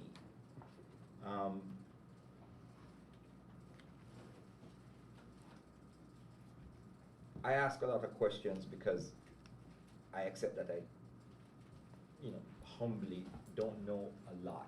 And I know that I don't know a lot about things, so I ask. Sometimes to the great annoyance of the people who I'm asking. Just because I want to make sure that I get it right. Because it's very important to me that I get it right. It shows respect. The effort that you put in getting it right shows that you respect the rules and the people that put these rules in place and the purpose for which these rules were put in place. And to say that you were aware but you didn't says a lot. I if there was an overriding reason for changing the doors without going through the process, I probably would be inclined to consider supporting the COA retroactively, but I don't see where there was this overriding reason in terms of, I think the justification was, well, the door wasn't in good condition, fine, it could be replaced with like, but to replace it with something that is completely of a different style, a different era, different materials, and to say that, you know, the windows provided security, I don't believe that that is justification enough to have not followed the process. And as such, I can't support this petition. Thank you, Renard. Daniel? I have nothing further to add. Okay. Marlene? I agree with Jack and Renard. Sam? First, I want to apologize to the petitioner. I meant no disrespect to either of you. Yeah, sometimes these meetings get pretty long and sometimes pretty contentious. I appreciate that. So. Got a babysitter to be here, so. Yeah. I'm not with my toddler right now. Yeah, that first hour was kind of harsh. That said, I think that the notice, we needed an additional notice of violation on this one, in that by removing existing original railings, and if the stoop is actually anywhere over 30 inches, and now doesn't even comply with building code, so that's problematic. You know, given that the neighborhood is keeping an eye on this one and they're concerned about it, the guidelines are such that as of right, you can replace with like. This is not, the door as replaced is different material, different configuration. So different style, thank you. So the only thing I think I could support would be replacing a door of the same material, of the same configuration. They don't have like color controls in Elm Heights, but Elm Heights is like the most restrictive neighborhood. I understand, and we have knocked on the doors. I just want to also preface with the neighbor to the right, the neighbor to the left, and across the street. I have trouble keeping my train of thought, so if you would let me finish, I would greatly appreciate it. Where was I? Most restrictive neighborhood. Yeah, it's the most restrictive neighborhood in the city of Bloomington. And they are actually looking at revising their guidelines because the guidelines were written in a very specific, very restrictive, they address a lot of the minutia in these old houses. And some people do find them too restrictive. So if you all do find them too restrictive, I'd get a group of your neighbors, get together and get on their design review committee and have at it. We're here to interpret them as guidelines, and for me, the Elm Heights guidelines are incredibly clearly written and incredibly restrictive. And so I also can't support this petition, but I would, I think this commission needs to go a little further and look at all the other changes that happened on that front stoop. Thank you, Sam. Jim? I don't know, I'm not gonna get as harsh on you guys. I think it's great that you're trying to fix up the place and make it livable for people and trying to find ways to do that. I mean, I think that should be commended and people should be doing and encouraged to do that sort of thing and not be. This house was falling into disrepair. Exactly. If you look at the pictures, there's a pretty big difference between them. And even if you look online, you can see on the streetscapes and things like that, the house is looking way better. So I think Much that's appreciated. absolutely Thank you very great. much. And Thank so you. I just wanted to mention that part, because I feel like it's getting lost a little bit. But there are these regulations that have to be followed at the same time. Yeah. And so I get where you guys are coming from. If you didn't know, and I'm not gonna say any other way, you're saying you didn't know, you didn't know. And I'll believe you on that. But there are these things that are put in place that I do we have also want to to say follow. too, we have since finding out that we were not paying attention to the rules and following COAs. I knocked on the doors of all the neighbors to make to try to be a good neighbor. Yeah. And that was met with a lot of kindness. There was definitely an exception to that, and I think that's where a lot of this is coming from. Yeah, people But get kind of I think one, Like maybe one person in particular. but we've really worked to be kind neighbors, and that's all I'll say. Sure. I live in this neighborhood, so. All right, thanks, Jeremy. Karen? Well, I agree with Jeremy. I also appreciate what your concern, obvious concern with historic materials. But I have to stay with the neighborhood on it. I get that. Yeah. I think we came Yeah. into this knowing that was Yeah. definitely a possibility. We understand that part of your reasoning. And Sam's recommendation is a good one. Get in on the design review committee and, Change it. maybe change Definitely, it. definitely something we've been Yeah. discussing with, Yeah. I think Jenny. Jenny Southern. That's how Yeah. it happens.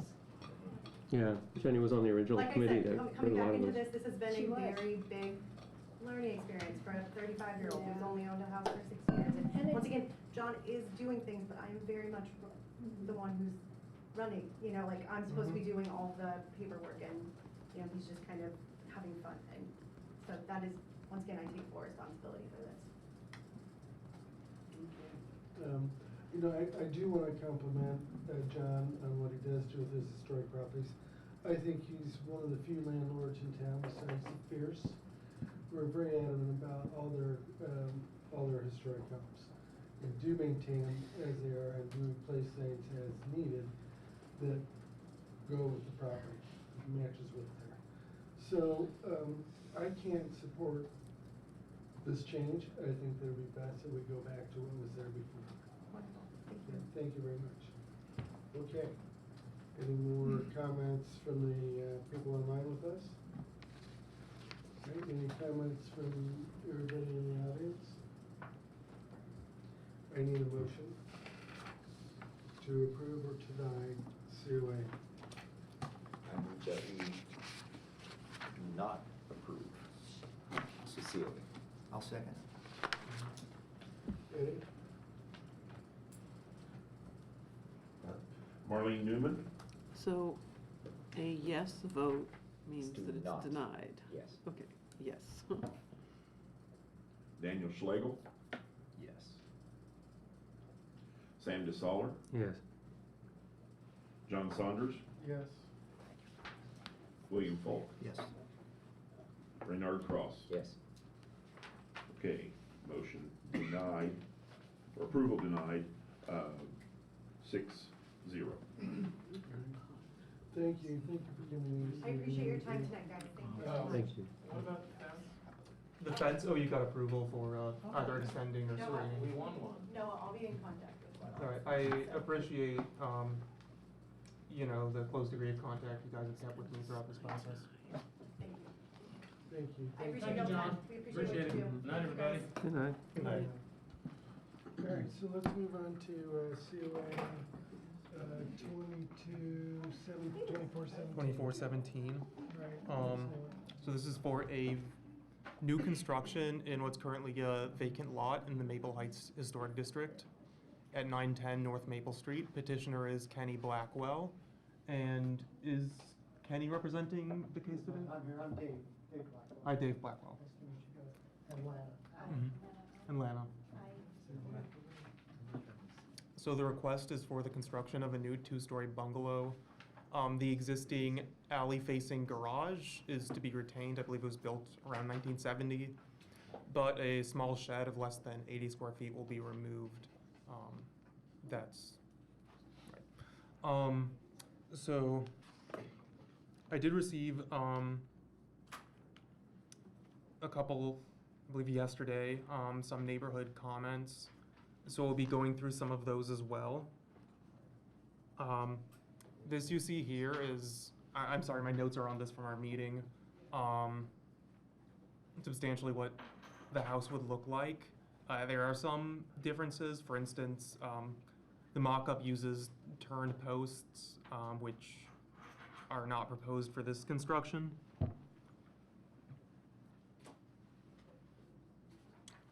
As you can see, location of the house on the lot. There's an existing parking area, an existing garage. Also, the shed is less than 80 square feet.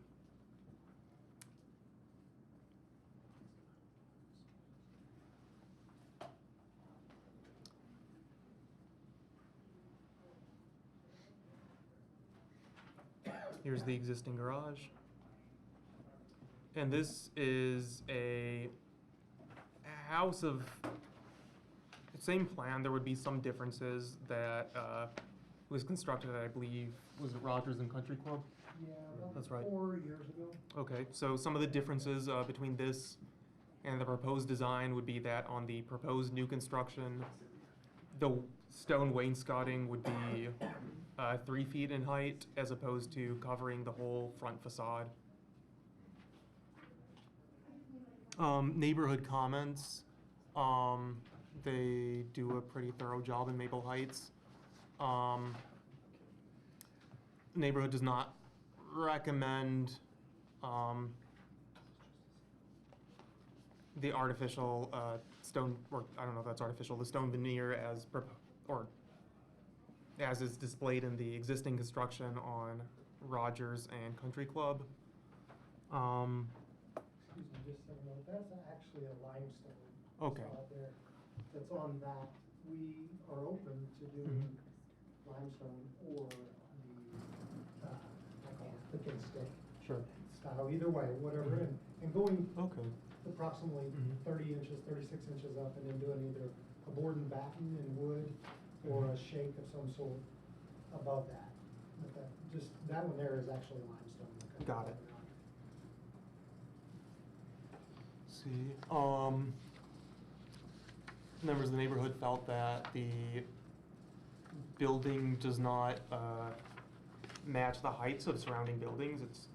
Most of the other buildings surrounding it on the block are 1 story. There are some 2-story houses in the neighborhood, including an I-house. For the most part, houses in the district are 1 or 1.5 story.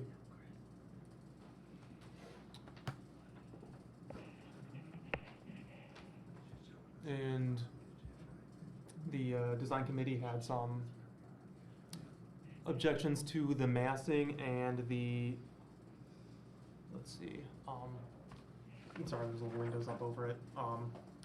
The relationship of the windows to the proportions of the building, though mostly for not so much the primary facade, but for the left elevation, which as proposed has 1 window on the ground floor.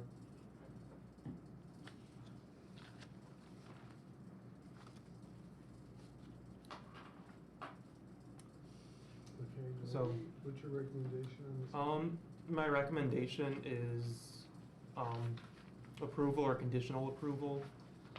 The strongest objections being the building scale, which is uncharacteristic of some of the surrounding buildings, but not singular in the neighborhood, and some of the fenestration. All right, we'll move to questions now. Jack, questions? Who designed the house? Was it an in-house, in-company, architect, friend? Fred Graber did originally our friend. We've modified it, and he's out of Lagodi. And then the gentleman that modified it is Elmtown Design out of Washington. He did the original. That's why you see like the railing in that picture. We have not built it with a railing like that. It's a little more country looking style there. But There are 2 houses that face Country Club Road at the corner of Rogers and Country Club. Are those your design builds? that's the picture They we're look, seeing there. that's Yes. what we're seeing, and That's those one, actually. that right there is the one on the corner of. Yeah, okay, Rogers. and There's those a- are the there's a- actual houses you've done, and you're proposing this one Yeah. for, I'm sorry, is this a different neighborhood? This is Yeah. Maple Heights. Yeah, Maple Heights, that's right. And I included guidelines in the packet there. You know, it's new construction, so there's a lot in there. Good. good. It would have a Is that total- we have these houses for reference? No, those are my questions. Thank you, Jack. Bill, questions? I don't know that I have any questions. Okay. Bernard? Just for clarification, I think it was mentioned that that stonework is not going all the way up. Correct. How high is it going? 30 to 36 inches is the plan, and either a board and batten. I'm kind of torn. The two-car garage behind it that was built prior to 1975 is vinyl. I prefer not. We have done a lot with Diamond Coat, which is a wood product, and it has a board and batten in a cedar shape that we've done before. This is actually vinyl on Country Club and Rogers here. Right. But we're looking to dress it up a little bit. What material are you planning on using? Either Diamond Coat or Louisiana Pacific wood Okay. on the exterior. The front columns, whether you like those are 6 to 8 inch at the top and the bottom, 6 in the middle. We talked about doing the same 30 inches or 36 inches with a matching facade base and a tapered column to match the neighborhoods up there, or going with just the post, the big solid wood post like that in cedar or whatever material, paintable material. Right. I was trying to remember if houses with that stone facade at all was typical of that neighborhood. And I can't recall seeing a lot of houses there with that Most of the homes stonework. in that neighborhood are white. Like, see the house there in the middle? Right. The house right next door to it is the one with the gabled, the middle one, I guess it would be, enclosed front porch. Right. Most of them are vinyl around. The one at the top was constructed, I would assume, in the last 6 years or so. It's right across the street immediately.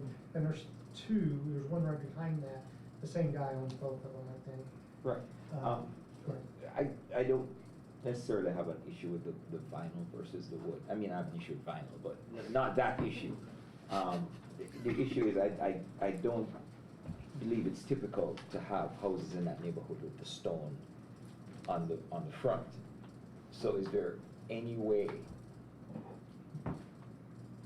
perhaps, you would consider an alternative to the stone? I'm just throwing it out there. That's my last question. Thank you. We're open for any of that. Daniel, any questions?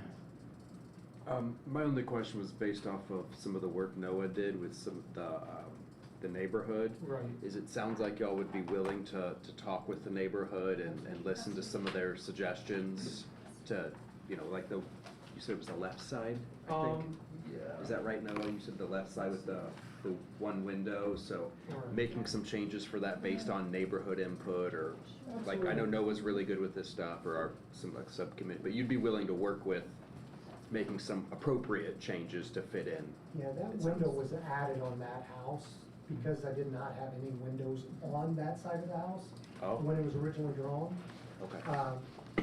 This was originally drawn as a duplex, and we separated them, so it had no windows on that side. We added that, that's kind of in a hallway, like slash little area, you could put a table and chairs off of the hallway. Okay.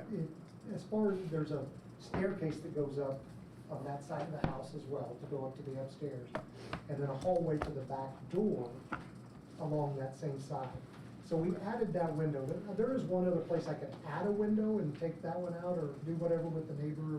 Okay. If they have a problem with it. At the top of the stairs would be the only other location on that side that I could add a window to. But you'd be willing to meet with sorry, which district? I already forgot. Maple. Maple. Thank you. I'd already, but yeah, but it sounds like you'd be willing to meet with them and work on, okay, excellent. That's my only question. Thanks, Joe.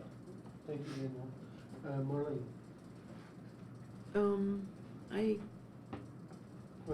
Only question, I'm not gonna ask any questions. Not ask any questions. Sam, any questions? Yeah, so just to clarify, what you're planning, I've heard a lot of different materials and stuff thrown out there.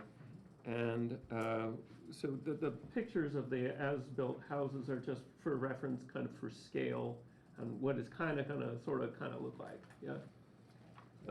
And then the elevations, I'm guessing, because we don't have any purview over what goes on inside the house. We just, look at what's going on the outside. So the elevations are what you're planning to build. And then, but I look at the elevations, and then earlier in the conversation, you said that the stone was gonna go, you were figuring out 20, 30 inches up the front, and there's no stone shown on the elevations. And just because of the format of the drawings that we received them in the packet, I can't read any of the notes. So, I am, can you talk through what exactly the materials are? Or, so you're talking about vinyl siding for the most part? Or the wood, some kind of wood product, do you think? A wood siding. Diamond coat is one brand, Louisiana Pacific is another. Yeah. We've used it, we're doing a development down south of town called Holland Fields, and every home in there is wrapped with the same siding. Yeah. We do like to put either a brick or a stone or some type of facade on the front to break it up. I know that neighborhood does not have a whole lot of that. A lot of it is vinyl from the slab or crawl space to the shingles. I mean, it's vinyl throughout the whole neighborhood. 80% of the homes are wrapped in vinyl through there. We can do that. The garage behind it, the detached garage behind it, is wrapped in vinyl that's existing. Yeah. I'm open to doing vinyl top to bottom. I don't necessarily. I personally hate vinyl, so yeah, I think it'd be great if you did anything else. Same here. So that's great, okay, but then on the front gable, it looks like there's some kind of Yeah, and I'll shape-ish. put an eyebrow across there. This doesn't reflect it, but where the gable is, I can build an eyebrow across there to give a break between where the vinyl or the wood product would then have a break into a cedar shape. Okay, so I think we're getting to the heart of my question, is that the commission really wants to see exactly what you're doing. So, If we go back to the picture of the existing home, no, I don't know if you have that, the ones on Country Club, and it shows the eyebrow where you got a break there. Right. So that is what we're looking to do, if that answers it,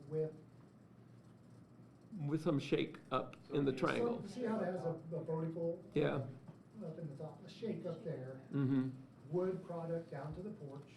Look, and then board and batten or shake to match the gable, whichever one we go with, would be of the wood product, and then down to the 36-inch veneer of some sort. Gotcha. Stone or fake stone. Gotcha. So I guess what I'm trying to say is, I'll save that for comments, I'm sorry. Okay. Thanks. Jeremy? No question. I have a question for Noah, because I don't have a copy of the notes that, Oh. no. Oh, the it's- neighborhood notes? Yeah, that the neighborhood Right. submitted. Did they say something about the pitch of the roof? Right, they were concerned that the Yeah. pitch was too shallow. Yeah, because it is different from the others. That was my only question. I was wondering if I imagined that. And is anybody from the neighborhood here? Are there? Is anyone from the neighborhood here? No. Anybody on Zoom? I don't think so. No, did you check to see if the pitch was within the guidelines or? Let's see, I've got it in here. Out of 4?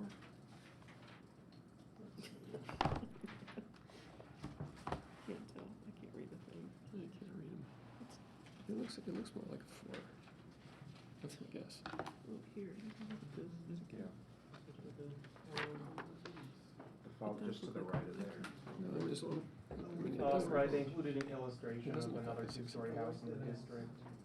The one in the upper It's right. definitely not 3. That's in my neighborhood. Oh, this is your neighborhood.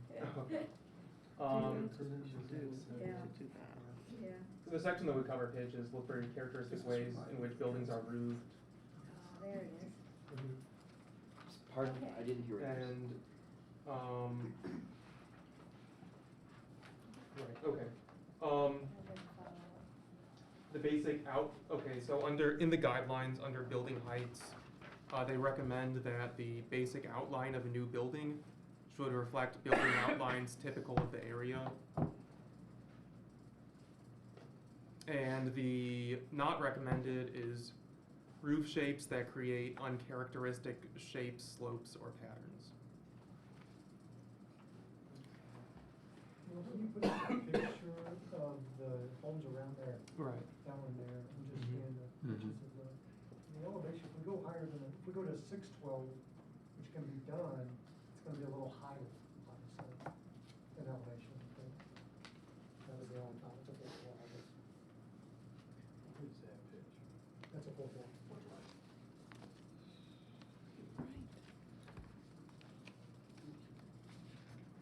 I have no questions.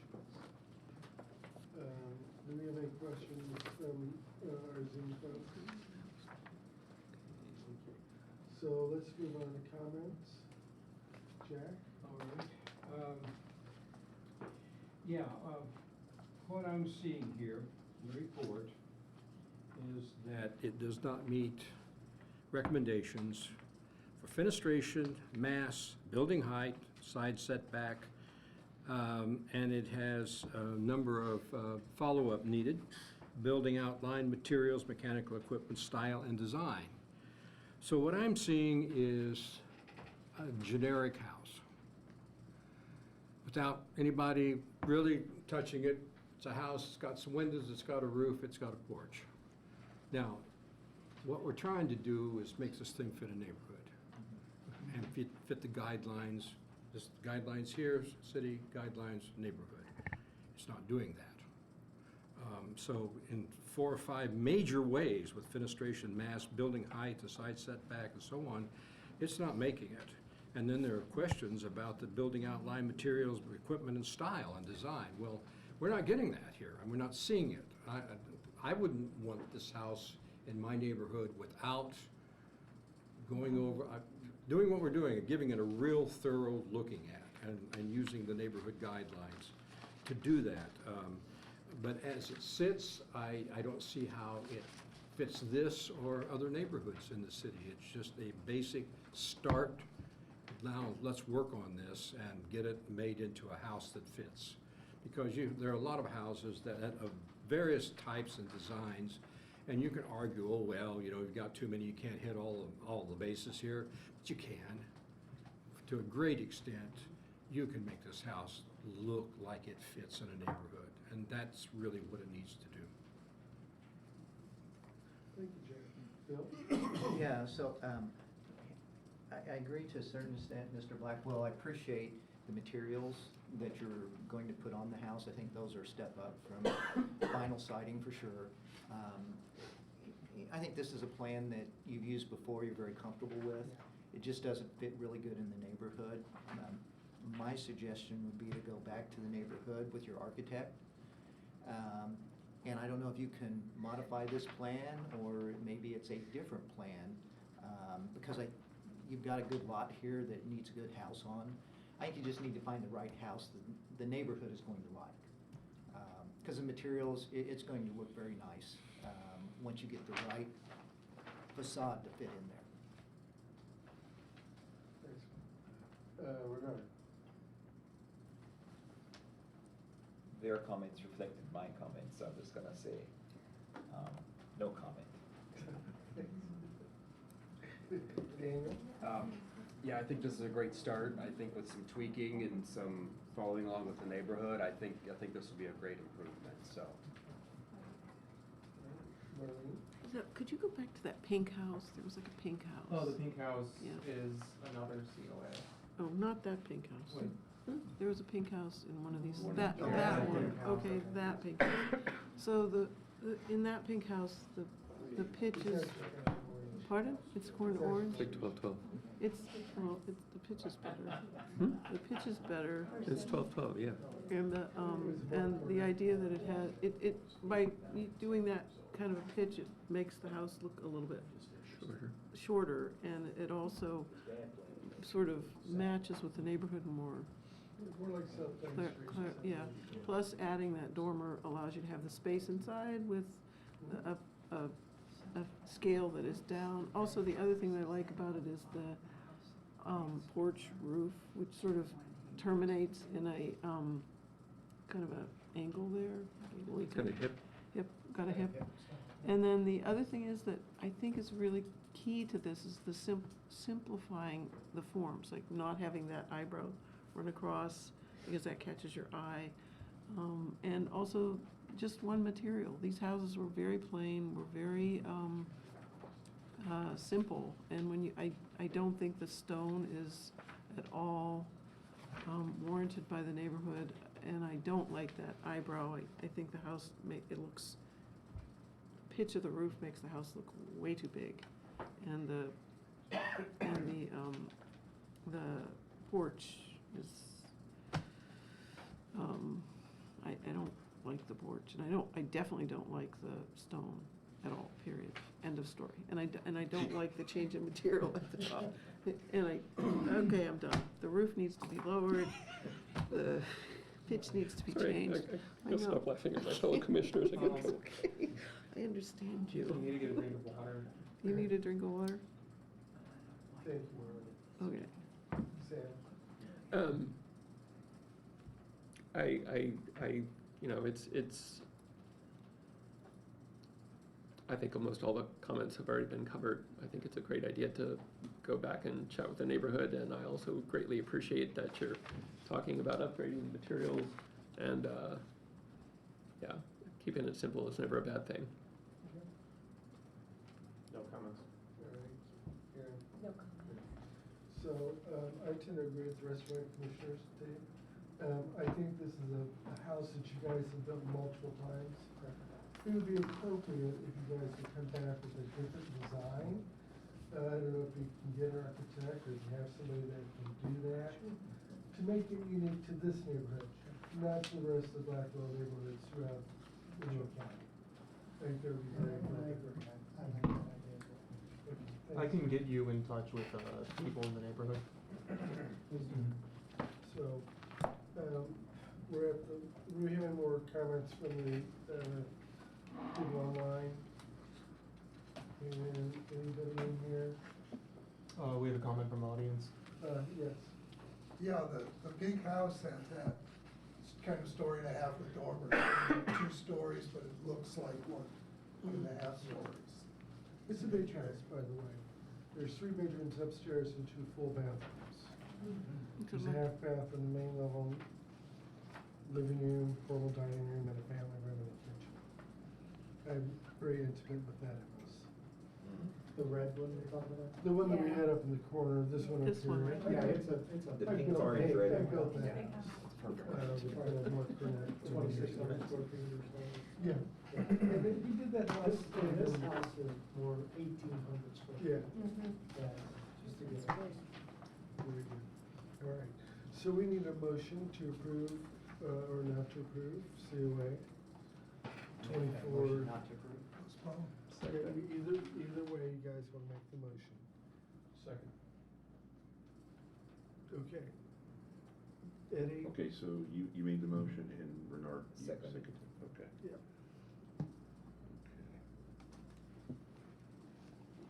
Okay. All right, Marlene Newman, So I'm just gonna clarify again, to making a yes, vote to not approve. denies it, Yeah. okay? Yes. Daniel Schlegel, Yes. Sam DeSoler, Yes. John Saunders, Yes. William Falk, Yes. Reynard Cross. Yes. Okay, motion carries 6-0. Thank you, Dave. Welcome We're back with a looking- different style. Yeah, we're looking forward to seeing what you can bring back, and you guys can be very creative. Okay? Thank you very much. Thank you so much, Tom. Thank you for your time. Thank you. Have a good night. So we're at COA. COA 2418. Yep. This North is Jefferson. 1029 West 6th Street, Elpland Cottage in the near West Side Historic District.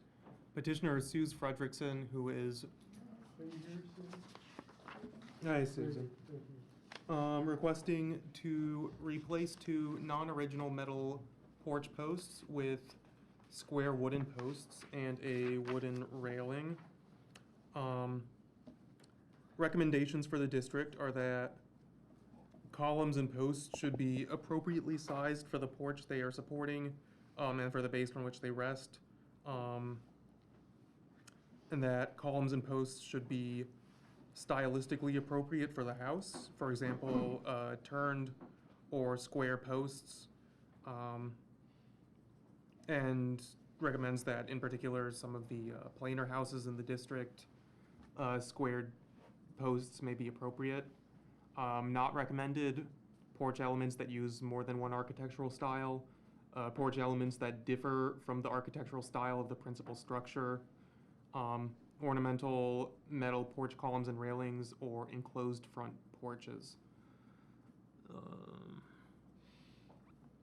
This is the porch as it looks now. I have some photographs I can pass around. These were provided by Suze, that show the porch railings as they are now, the metal posts, as well as a wooden railing and posts in the district that are the kind that she proposes on constructing.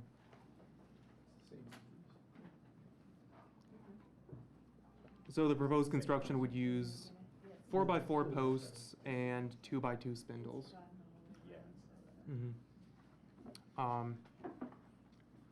Based on this mock-up, staff recommends approval. Thank you, Noah. So, Jack, questions? No. Okay. No Bill, questions. questions? I'm No, sorry. said he had no questions. He did tell me that. Oh, he did explicitly say that. Thanks, Daniel. Marlene? No questions. Okay. And I don't have any questions either. I'll speak for Renard and myself. Thank you, Daniel. Sam? I have one question, if the petitioner could tell me about this thing that's marked gate. Well, I have dogs, and, so I'd like a swinging gate, and I don't have a gate on the yellow house, that's my house too. I don't have a gate on that one, but and I don't have to have a gate because I can figure out something, but, that's why I put gate on there. I thought, oh, I should have a gate. On another house, I actually have a fence clear out in the front for the dogs, so I don't know, that's the only reason I did. I'm open, no on the gate if you don't like the gate. Well, I was just wondering what it was made of, or what you're thinking. Well, I like cedar posts. I wanted square cedar posts, and, I just thought it would be exactly like the railing and just would swing back. Gotcha. Okay, thank you. That's all I need to know. No questions. No question. Okay, I have a question for Noah.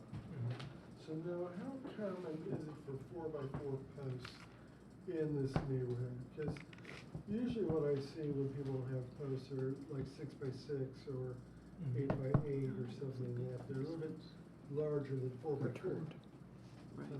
So that's my question about this neighborhood. I have to say, near West Side isn't the district I'm most familiar with. According to district guidelines, they recommend that posts should not be, too slender for buildings with large roofs. For the sake of maintaining sort of congruence. But no, I'm not sure. I'm gonna make a comment about that too. I actually have cedar posts on several of my houses, and believe it or not, they're all different sizes, but it would be a wrapped 4x4. Okay. And so it would be a bigger than, it would be big. You're like 5.5? Yeah, I didn't remember that I said 4x4 posts, but yeah, that other one is a little different because you don't see the posts on the front so much, just that one post. And they're gonna be more visible, there's gonna be 3 posts on this one. Thank you. All right. And they would be a 4x4 wrapped. Right, that's awesome. Yeah. Thank you. Let's move to comments. Jack? Okay, the magic words in the recommendation for approval are fit district guidelines, similar to others in the area, more appropriate to district guidelines. I certainly would recommend. Thank you. No comments. All right. Bernard?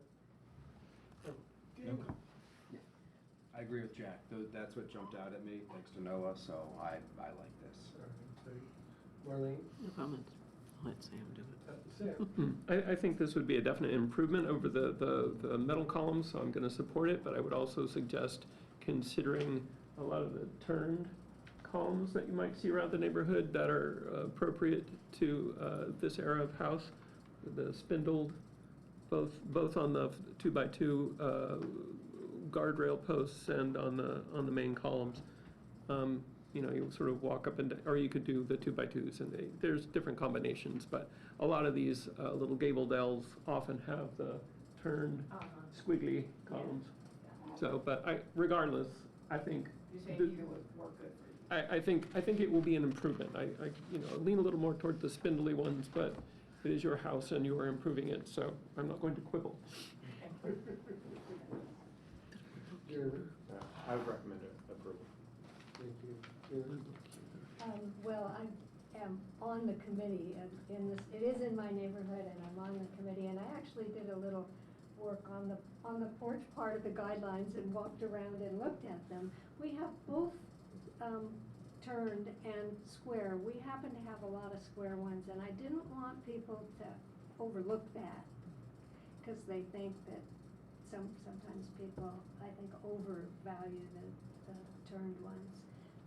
But I'm fine with either one Are you? on this house. Yeah, and the committee was, you know, as well, and I'm really looking forward to it, because, yeah, it'll be a big improvement. And I think porches make a huge difference. Yeah. Small changes, and this is Here, such know a. this, I sit on my porch all the She time. does, We live on ours.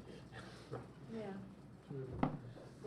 I think all my fellow commissioners already made good comments, and I'm not going to make any more. So we will need a motion. Public comment? Oh, I'm sorry. Chris? You have an opportunity to put 5-inch turned posts back, which it's a Victorian style. And I imagine at one time in its house's life, it had turned porch posts.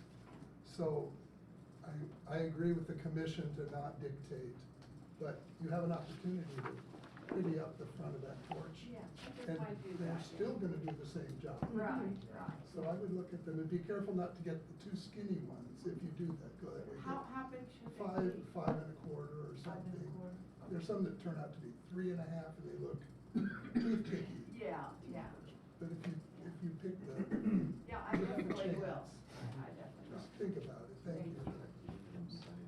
If I could, can I make a comment? Yes, just so I haven't missed anybody else, please. Okay, yeah, my name is Margaret Mingy. I live in the Green Acres neighborhood, not this one, but I pay a lot of attention to historic homes and have for many years, and do a lot of reading. And what I noticed, the home on the right, the railing is never supposed to be higher than the top of the windowsill on a historic home, or really any home.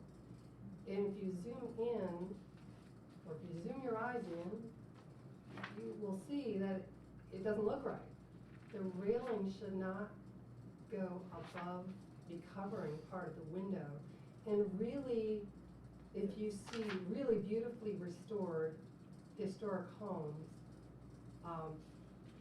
they are very careful with that. They often, Victorian style homes usually have, if they have a railing at all in the porch, it's usually quite short, nowhere near the height of the railing on the home on the right there.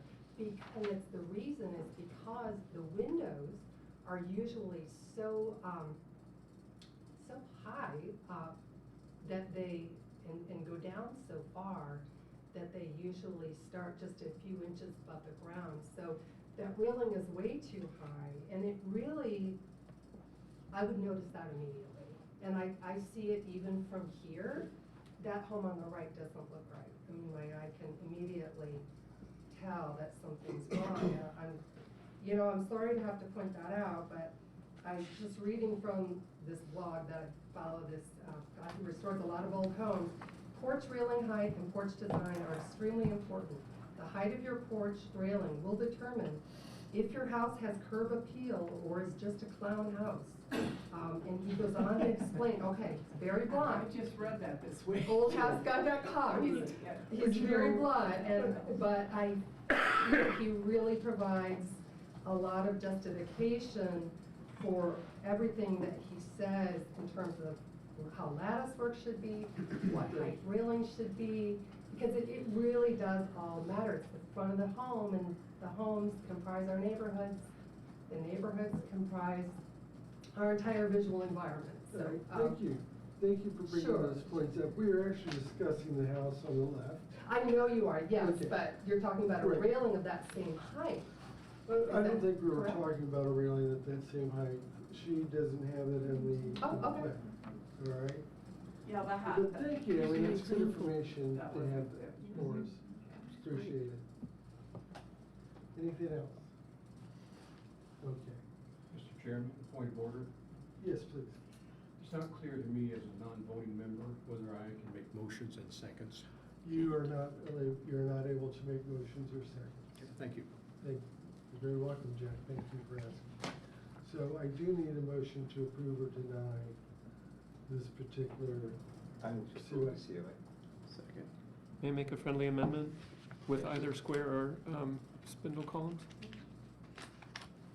Yes, I think that was the, Okay. yes. Great. Yeah. Okay. Shall I So, restate the? Yeah, motion? please. I move that we approve it, the COA with either square Square or or- spindle columns. I'll still Okay. second. Very good. And we have a second? Yeah. Excellent. Eddie? Okay. Marlene Newman, Yes. Daniel Schlegel, Yes. Sam DeSaller, Yes. John Saunders, Yep. William Falk, Yes. Reynard Cross. Yes. Motion carries 6-0. Thank you very much. Okay, so now we're gonna move on to demolition delay. Demolition delay, we have no new ones. Returning to the 5 houses along Jefferson Street in the Green Acres neighborhood. I would like to remind people before we start that we're considering whether or not to designate based on the buildings that are present, not on potential future construction. So would you like to go through the houses just quickly? I don't think, if you want to do it quickly, because we've already covered the houses a couple times now, so we know what's there. I think that we're talking about you making this a map for a potential Right. historic district Mhm. at this point, and what we are in there, and we have people from Green Acres. There's 4 of us. 4 of us over here, perfect, excellent. All right, so why don't you go ahead and go through the potential map and Okay. what we want to include as a district. Potential map, I drew this up with city legal and the GIS department. It would extend along East 3rd Street, exclude some of the commercial buildings along here, follow State Road 46 to the railroad tracks, continue across, basically cut south, down along the edge of, the properties are along the edge of Clark Street, to exclude again some more non-contributing commercial buildings. Cut west across to the east side of Jefferson Street, down to north side of 7th Street, west across 7th Street to Union, and then back south to the point of origin on East 3rd Street. And so those proposed boundaries would encompass an area that, demonstrates, that's, mostly residential and demonstrates a lot of historic continuity, and sort of encompasses both the houses we've been discussing and the previously prepared reports about the neighborhood and its history. Noah, do you have a count of how many rentals are in the neighborhood now and how many are occupied? I do not have a count of that. And Though, to clarify, the map on the left shows houses that have a rental permit that's red, green, expired rental permits represented as red. The X's are former rental permits. We went through the history of the district. Let's see if we don't have that. No, quick one. Yes. What's the difference between expired, what's the difference between red and the X? Expired and what's the X is that it's no longer active, so could in when that it's case expired, be? Isn't it? No longer active. Let's see, this is a department map. I believe the X indicates that, the red means that they could potentially renew, or they need to renew. X would be they have to file again. So those would be presumably either single family or not registered, owner occupied or not registered as rentals. And the green is The green are currently rented. rentals. So with current active permits. And the oranges, the yellow oranges? Yellows, I don't The know. orange there, looks Mhm. looks like an orange to me. You know, I see some oranges. I mean, the majority of the dots, what color is that? Oh, do you mean the dots on the right-hand side? Yes. Okay, I'm sorry. The left-hand side's rentals, the right-hand side shows buildings by rating. So orange is contributing. If you're familiar with sort of the tier system, Right. contributing is, could contribute to a historic district. Green is notable. You'll see notable properties include the firehouse on 3rd Street, as well as a few architect-designed houses in the eastern half of the district, which was platted in the early 50s. Orange is contributing, right? Okay. And then there's one blue dot, that's the house, that's I believe it's 18, let's see what it was, 1850s or something. Yeah, it's early.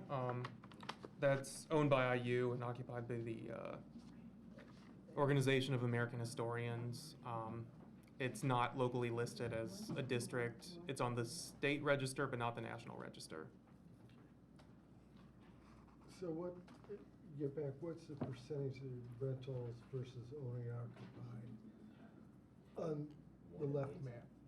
On the left map, Yeah, what's the percentage there, do you know? I have let's see, I have, the latest figure I have, I didn't do a recalculation, but, from 2007, when they last checked, this entire neighborhood was 66% rental. Very good, thank you. Okay. Yeah, so, let's move on and let's do, questions at this point. Jack? Yes, questions. First one, what does it mean when staff recommends release of DD 2415 or some other number? What does that, the word release mean? So that would mean releasing the demolition delay period. So hypothetically, that would mean that demolition could be carried out. I had recommended each of these be released individually. They're all rated contributing, which is sort of the threshold for if something's going to be considered for demolition delay. And considering architectural merits and the historic background of the individual buildings, I didn't consider any of them individually to be eligible for listing. So staff, for most of these, staff is recommending that they be released for demolition. Right. Okay, I don't understand that at all. let me jump then. You just went over a boundary. Right. Are we also talking about possibly starting a conservation district here? Right. In lieu of demolition or after demolition? Can you talk to that? Well, part of the consideration was that because I didn't consider these houses to be eligible for listing on their own, and that as a small group, I didn't see that there was enough context to list them as a district of, say, 5 houses. If a district were to be created, it would have to be a larger one that represents the entire context of the neighborhood or a significant section of the neighborhood. So the boundaries that I've drawn up, or that somebody in the city GIS division has drawn up, those would be a proposed boundary that includes sort of all the area we've been talking about. If the neighborhood or residents of the neighborhood want to consider a conservation district that has different boundaries, they could do that. But this is the boundary that we're looking at right now. Okay. Well, I think that's laudable. But I'm still a bit confused now. With these houses, is it possible that these houses would disappear, be demolished before this district went into effect? So if there was a vote by the commission to try and designate the district in part or in whole, including those houses, they would be placed under temporary protection. Okay. And do we know the reason for the ask of demolition? It's a contingency for a property sale. Do we know any more than that? One additional thing is that that particular area of the neighborhood is zoned multifamily, which changes the value of the property, because you can have more than 5 adults on the property, and you can have, there's a lot of things you can do having that zoning. Right, and for a demolition delay, the consideration is, about the existing properties and whether those would be demolished. It's not a concern about what would be built later on. Yeah, I understand, but still, it's good Right. information. And the zoning now here is single family? No. Multifamily. It is multifamily, which means what sort of a building could be constructed? Something larger. 2-3 story? Potentially. Perhaps taller, but, I can. hi, I'm sorry, I'm not done yet. So it could be some sort of high density, yeah, okay. I'm beginning to see it. Okay, that's enough for the moment, thank you. Gabriel, would you like to speak to that? Just, so I'm Gabriel Holbrow, zoning planner in the Planning and Transportation Department. In the residential multifamily district that these properties are in, uses, a lot of uses include almost all of the residential uses. So that includes multifamily, so there's no direct limit on the number of units that could be in. Structures can be up to 3 stories with additional if the project gets sustainable development or affordable housing incentives. The maximum building size, there's a building footprint limit, which is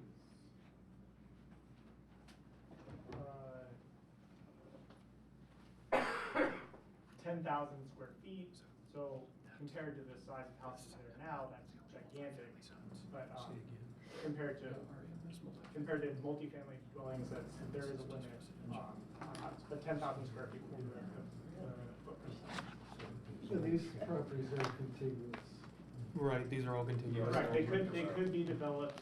This, by the way, I'm strictly speaking about what's possible. I have no even inkling of knowledge about anybody's idea of what's right either. Just strictly what's possible under the code. They could be as developed as one site. So. Could I ask a question? Are you speaking of the entire Green Acres neighborhood, or are you speaking of that? So this area, there's an area that includes where these houses are, but it also includes some nearby properties that's in the residential multifamily district. Much of the rest of Green Acres is R3 or R4. There's also some R2. Those are, R2 is residential medium lots, so those are different zoning designations. The ones that are R1, R2, R3, and R4 do not allow multifamily. So it depends. But speaking specifically where these houses that are proposed for demolition are, that's within the residential multifamily district. Thank you, Gabriel. Thank you. More questions, Bill? No questions. I think Chris had a question. Well, let's do the, Yeah, let's do do your commissioners. procedure. Let's do us first. No questions. Okay. Daniel, any questions? I'm not sure if I have a question or comments, maybe I'll save it for comments. All right, Marlene? Can I just say that it would be really nice if we could have this overlay on the map on the right. Is there a possibility to do that? Yeah, I can pull that up. Let's see. Oh, I've got my email up. It shows the, Oh, no. Let's see.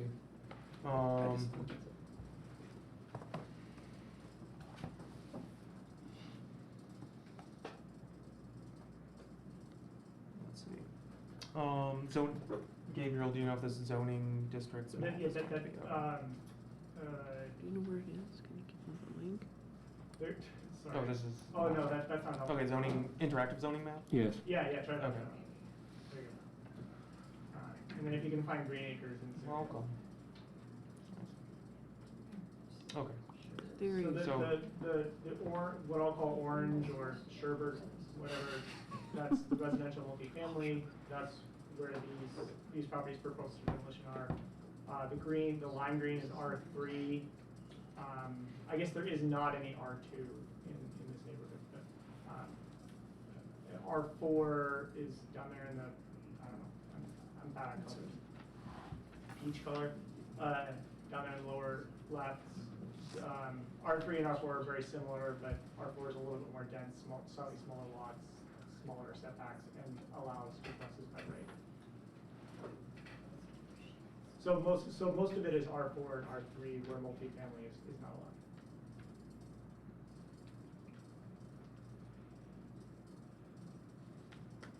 May I ask one more question? Please, Jay. The RM, the dots apparently are houses along the street. More back this way, are we peppering houses all through there, or are we on the back? Let's see, this would be within the RM on Okay. Jefferson Street. But behind there are other houses there. Right. That's right. Can you get a background back up? You know what I'm saying? You mean both overlays? Yeah, well, no, keep the overlays here, but can we bring the housing stronger and reduce the view of the RM and the R3s and all that? So you have a little bit better representation of what Okay, the houses just are. pull them up. Wait a second, is this next to each other? Yes. Okay. That might help.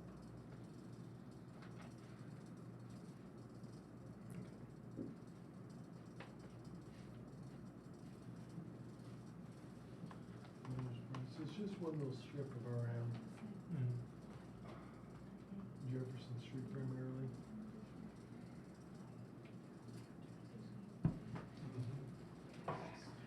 Gabriel, can you guys, with the map, can you lower the intensity of the colors so that you can see better where the street names are and where the train comes through? Let's see, there might be, I might be able to adjust the background map, yeah. Oh. I'm trying to see if I can adjust the base map. Residential, multifamily. Okay. That's what we do the three-story architecture. Three dots. Oh, fantastic. They will see where we can get Okay.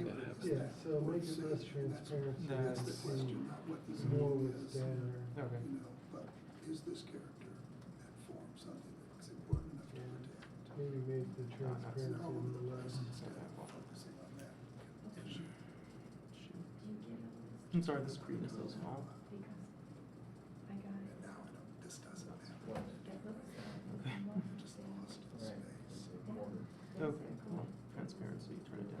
Nope, nope. Right, I mean, you said even taller if you have, Okay. if you meet other And that's requirements. what I wanted to. Now we can get a better idea Okay. what the housing is there, Mhm. what it is. Have nothing to do with the actual plat design. It's only how they decide whether to Thank you. authorize the demolition.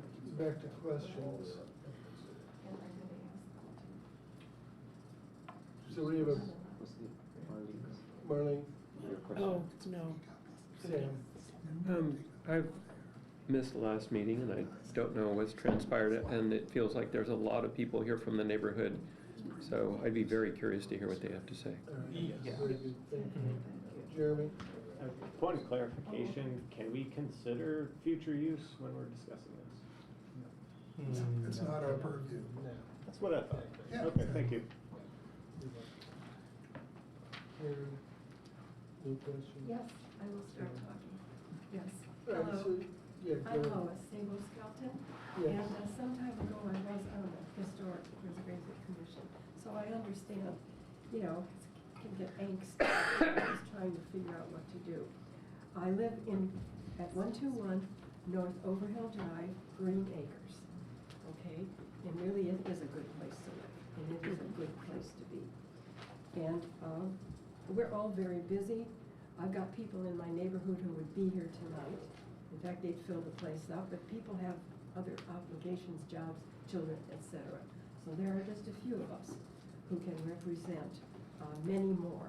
And I'm representing homeowners, which I am one of, as well as the kids who rent around me. Now, last I checked, last I was told, there was about 70% rental, you know, variation of that, whether, whatever, and the other 30%, obviously, if I'm still doing my math right, the other 30% homeowners, you know, put it that. We love our area.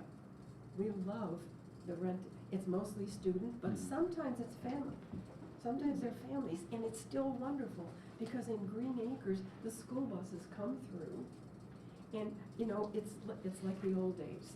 That school bus drops those kids off right on the corner, and they walk down to their houses.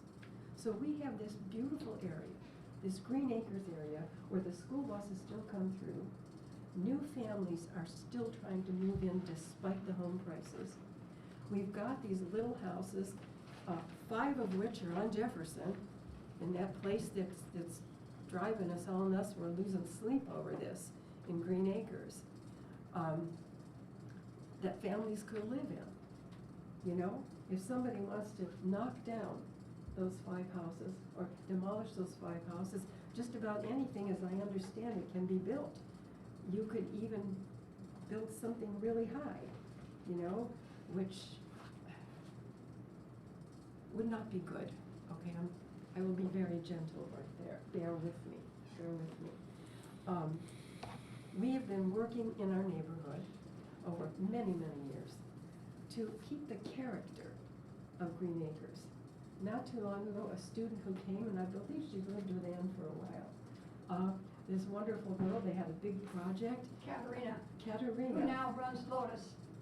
Oh. She was the one that got the sign project, which meant all the students in the neighborhood knew they were in a neighborhood.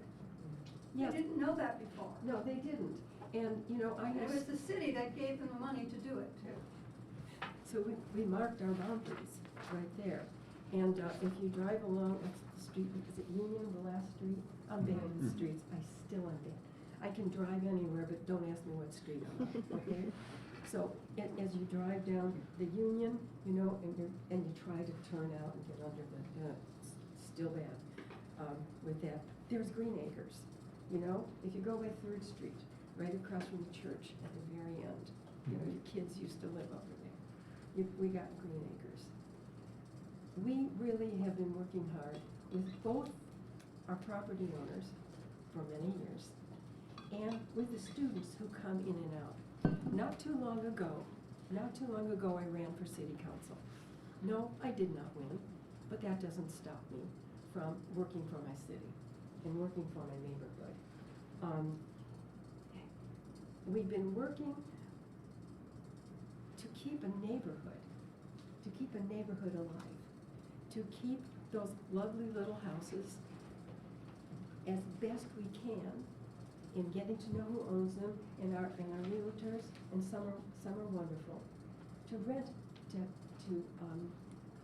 families. At least to start that, maybe rent to own, you know, who knows, but this is this perfect area. It's the perfect area for that. I got a very interesting email just this afternoon. It's this afternoon. It's the evening now, right? Okay, it's been a long day. I know for all of you. Talk a little Yeah, louder, for me Phyllis. too. Okay, you know I can do that. Yeah. I got this email amid all of our communications about this problem we have on Jefferson that we hope you will not let them demolish. We hope that's how you will just stop it so we can figure out what the heck is going on, so we can maintain the character of our neighborhood. But this, I never thought of this until it came in this afternoon. And it came in from Anurag Bhatt, McKinney Climate Fellow from the Economic Sustainable Development Department. And they want to do a survey.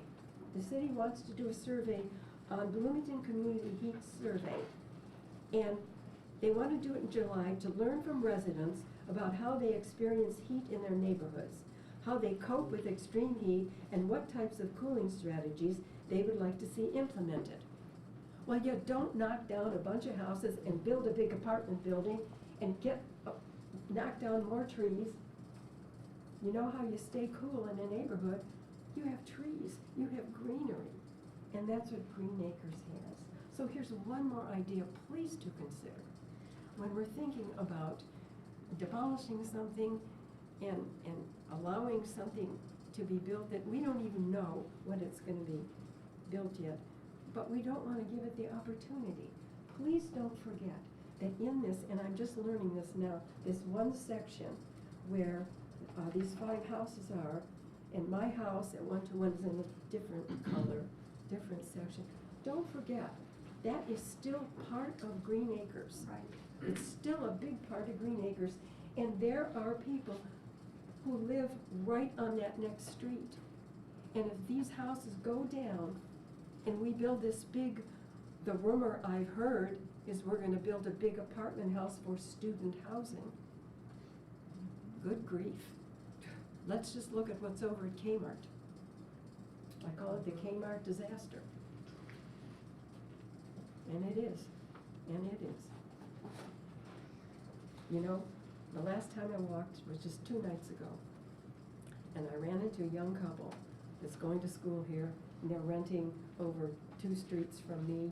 And I've done this before, especially when I was running. I was talking to all the students, finding out who voted, who could vote, you know. But they were renting these houses, and I said to them, you know, I've heard a rumor that maybe part of Green Acres is gonna be knocked down, and they will build big apartment houses.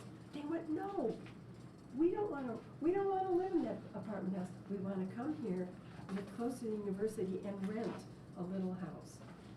And this is what happens. The kids come here, oh yeah, they get noisy. Oh yeah, I have to raise them again.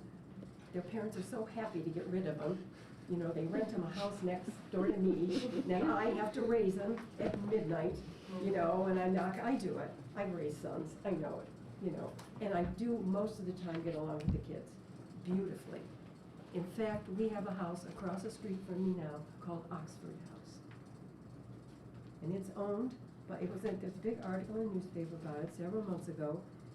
I don't know who the realtor is, but it is a halfway house for, it's all guys, it's all men. It's a halfway house for those who are fighting addictions. And they come out of rehab, and they need a place to live.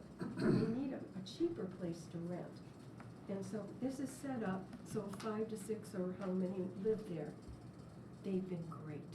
They came in and they were very defensive.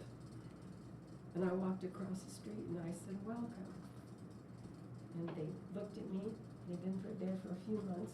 I said, I lost a brother 3 years ago to addictions, and I only wish there was a house like this that he could have gone to. We welcome this. This is Green Acres. We welcome the students. Yeah, we have to train them. I know that. but we do, and we include them in what we do. And we do not need, please to heaven, we do not need any kind of a big structure, especially if the rumor I've heard, and rumors start from somewhere, that it's gonna be, you know, an apartment for student housing. Please, let's keep these little houses there. People need these little houses. You know, our economy, the economy is gonna change. It goes up and down. And I do believe there is going to become a time when this place, this area of Greenacre, with these excellent little houses, not the McMansions. I don't even want to have a McMansion. Can you imagine the heating bills and the cooling bills? Our houses are perfect there, and let's keep as many as we can. Yes, sir. So is it the will of Green Acres residents that they would like to see this become a historic or conservation district to begin with? Yes, we just met, so we're talking about whether it's historic or conservation. Come on, Ann, help me with all this. Yeah, we met with Peter Dorfman. Yeah. Okay. Who did it with his neighborhood, and he showed us the ropes. And so that was our first meeting, and it all came because of this newspaper article, thank you very much, you know, which got this whole thing going, yeah. Terrific. So, When are you gonna be? I'm done. Please consider keeping the humanity of this Green Acres area all the way through Union Street and all through that. You know, please use your expertise and do the best you can to think of, you know, keeping this character of Green Acres, because, you know, and the green, and by golly, we need the green, because these apartment houses are going, you know, getting bigger and bigger and bigger, and we're losing the green. And we need that green. It feels like encroachment. Oh, it is. That's what it feels like. Thank you. I see we also have a comment from Chris. Thank you. Yeah, just to focus this discussion, the purview of the HBC is to decide, is this form a historic form that deserves to be protected? There are districts of this age all over the country. This was built as a personification of the American dream after World War II. People came home and they wanted a little house and a yard. And they wanted to be able to live in those little homes, and this neighborhood reflects that moment in our history. And there are still people who love living in little homes and a yard. It isn't about rentals. When my father bought in Prospect Hill, it was easily 70%, 80% rentals. But the form, when you protect the form, the use changes. That's not our purview. Who rents, who lives, who owns, that isn't the HBC's job. What gets built, that's not the HBC's job if this isn't worth saving. But our job is to say, is this worth saving for the future? And it could be in 10 years, 15 years. This is what people need to live in. So there are some benefits to preserving it, but beyond all of those projections of future affordable housing, naturally occurring affordable housing, whether you own or rent, is this form is unique. We're not building these anymore, yet it might come back to be a very popular form. And is it worth saving? And I suggest that it is. Thank you, Chris. Thank you, Chris. We have another comment? Yes, please. Yes, sir. I had not expected to speak, but I will, because I think Chris has hit the nail right on the head.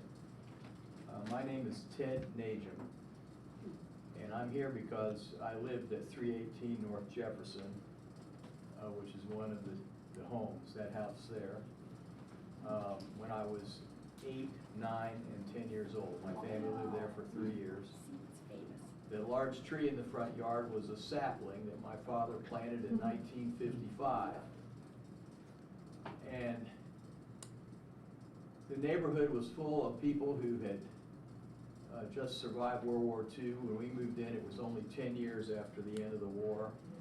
It was full of children. There were so many children.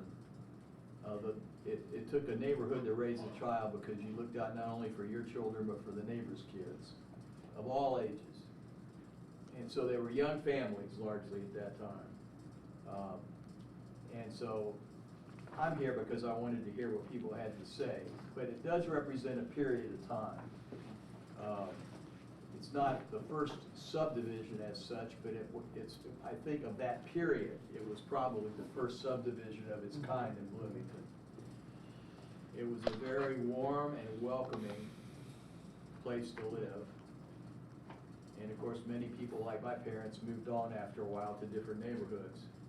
But these are what you might have called, today you would call starter homes, for people who were buying a home for the first time or maybe the second time. So the question is, does the neighborhood as a whole, not just these 5 houses, but does the neighborhood as a whole have a characteristic that exemplifies a period of life and growth that should be preserved for the future?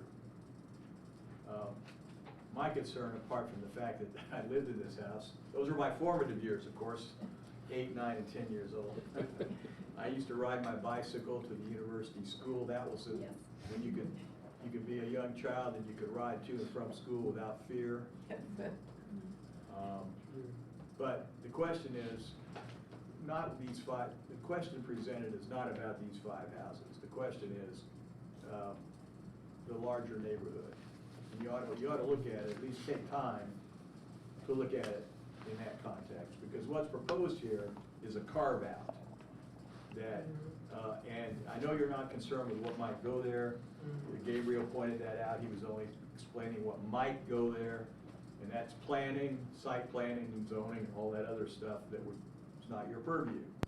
But clear, what's contemplated is a carve-out and the construction of something of some kind that is incompatible with the remainder of the neighborhood. So I would urge you to at least give a close look at whether or not the neighborhood as a whole, and not the house that I lived in, but the neighborhood as a whole, deserves preservation. And at a later stage, if it is developed, I'm going to be hoping with the site plan people in planning and engineering to save that tree that my father planted in 1955. Yes. Thank you, Ted, appreciate your comments. Yes. Yes, I'm happy to be able to follow that up. My name is Margaret Mengi. I live at 117 South Bryan, so I'm 1 block over.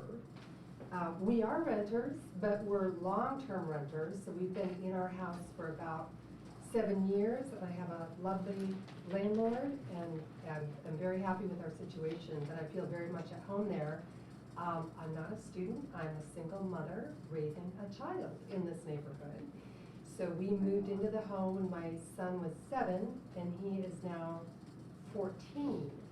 And every day that I walk through the neighborhood, I thank God that we happened into that neighborhood, because my son's childhood has been almost probably as ideal as yours was, in that from a young age, he was able to ride his bike from our house through the IU campus by himself as a 8, 9-year-old, I think. He started all the way to Kirkwood and go to the Monroe County Library and ride back when he was done. We walk to Mother Bear's Pizza, which is always a fun excursion. My son will sometimes walk to Soma Coffee and get himself a muffin and come home. He recently got a job at Domino's and is now able to walk the 4 blocks the other way to his job and walk back. For a child to have that kind of independence, it really is sort of an old-fashioned American thing. It's how I grew up. Not many kids are growing up this way anymore. Most kids have to be driven around until they get their own driver's license. And I never liked that. I wanted my kid to be able to have that sense of independence that I enjoyed when I was growing up. So we are right in the middle of everything in the Green Acres neighborhood, and yet it's a peaceful oasis that is, it's not loud. Once in a while we have runs of noise like you do, Lois, with college student neighbors, but not that often. For the most part, it's very peaceful, so it's an oasis. Any apartment complex, if you just let one go in, it will ruin the neighborhood forever.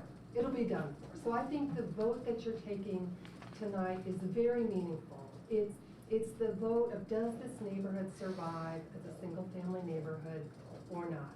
That's what's happening here tonight. I really see it that way. And I would just say, as regards the article that's in the paper about how the city and city staff and city leadership feel about these homes being demolished, I'm horrified by what was printed there, that they didn't think it was important. I don't think anything that was built before 1950 in this city should be abolished, period. They do not build homes this way anymore. My home the home we're living in was built in 1950 or 1951, but we have plaster walls that are that thick. We have original wood windows, which are 6/6, true divided light windows, which developers like the guy who was sitting next to me earlier, he's never gonna build a home like that ever. He's never gonna put cedar shingles on a home. He's never gonna build a home with 6/6 wood windows. He won't do it. He'll tell you it's cost prohibitive. He doesn't wanna do it because he can't make as large of a profit as he would like to make.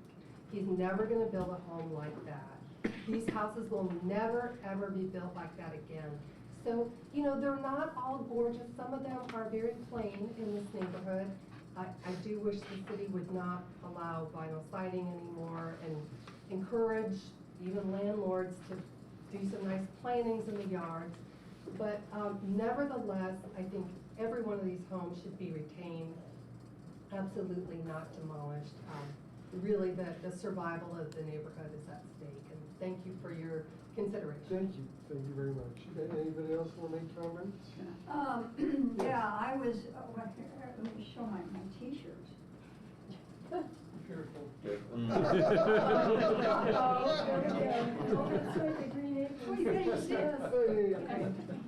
There's our symbol that's on our signs, some of them anyway. And I was very active with Georgia Shake, who's now dead.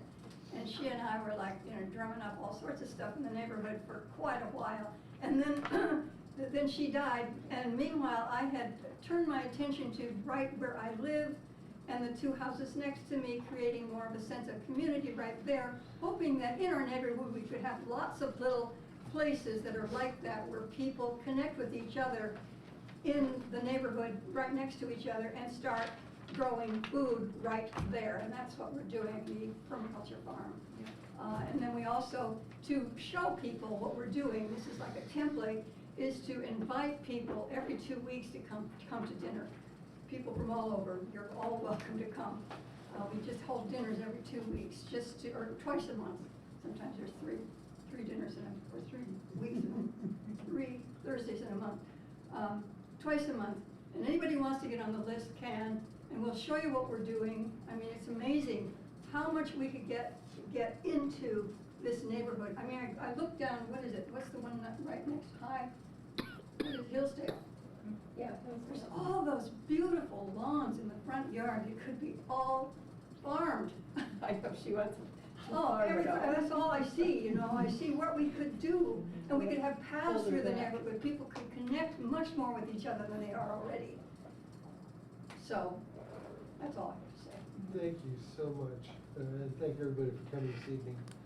I appreciate that. John, we have one more right behind me. I'm sorry, please. That's okay. My name is Sue Mayer, and I would just like to say, back to the word historic. We lived in a house on Bryan that was built in 1927 in this neighborhood. So I really hope these houses are not torn down, because whatever is built in these spots would probably not fit in the neighborhood. Thank you. Okay, yes. I already addressed you in the last meeting. I just wanted to say that I invite all of you to go and walk in my neighborhood. The place is enchanting. And I say this because I was enchanted when I first came and I walked in the neighborhood. Losing the neighborhood the way we have it, it will be losing using history, the good and the bad, things that we should remember. And that's how I mean, if those houses were demolished, I mean, part of me would be demolished too. So really, I invite you to go and walk around the neighborhood, and you'll be transported back to the years. And so that's it. Thank you so very much. Are we still in questions at this point? Comments. Pardon me? We're at the comments? Okay. Let's do the comments, and we need some procedural information here, because these houses are very close to the end of our period of 90 days. Right. And so, and if we want to do designate the neighborhood, how do we keep these houses and move forward? The director of housing and neighborhood development,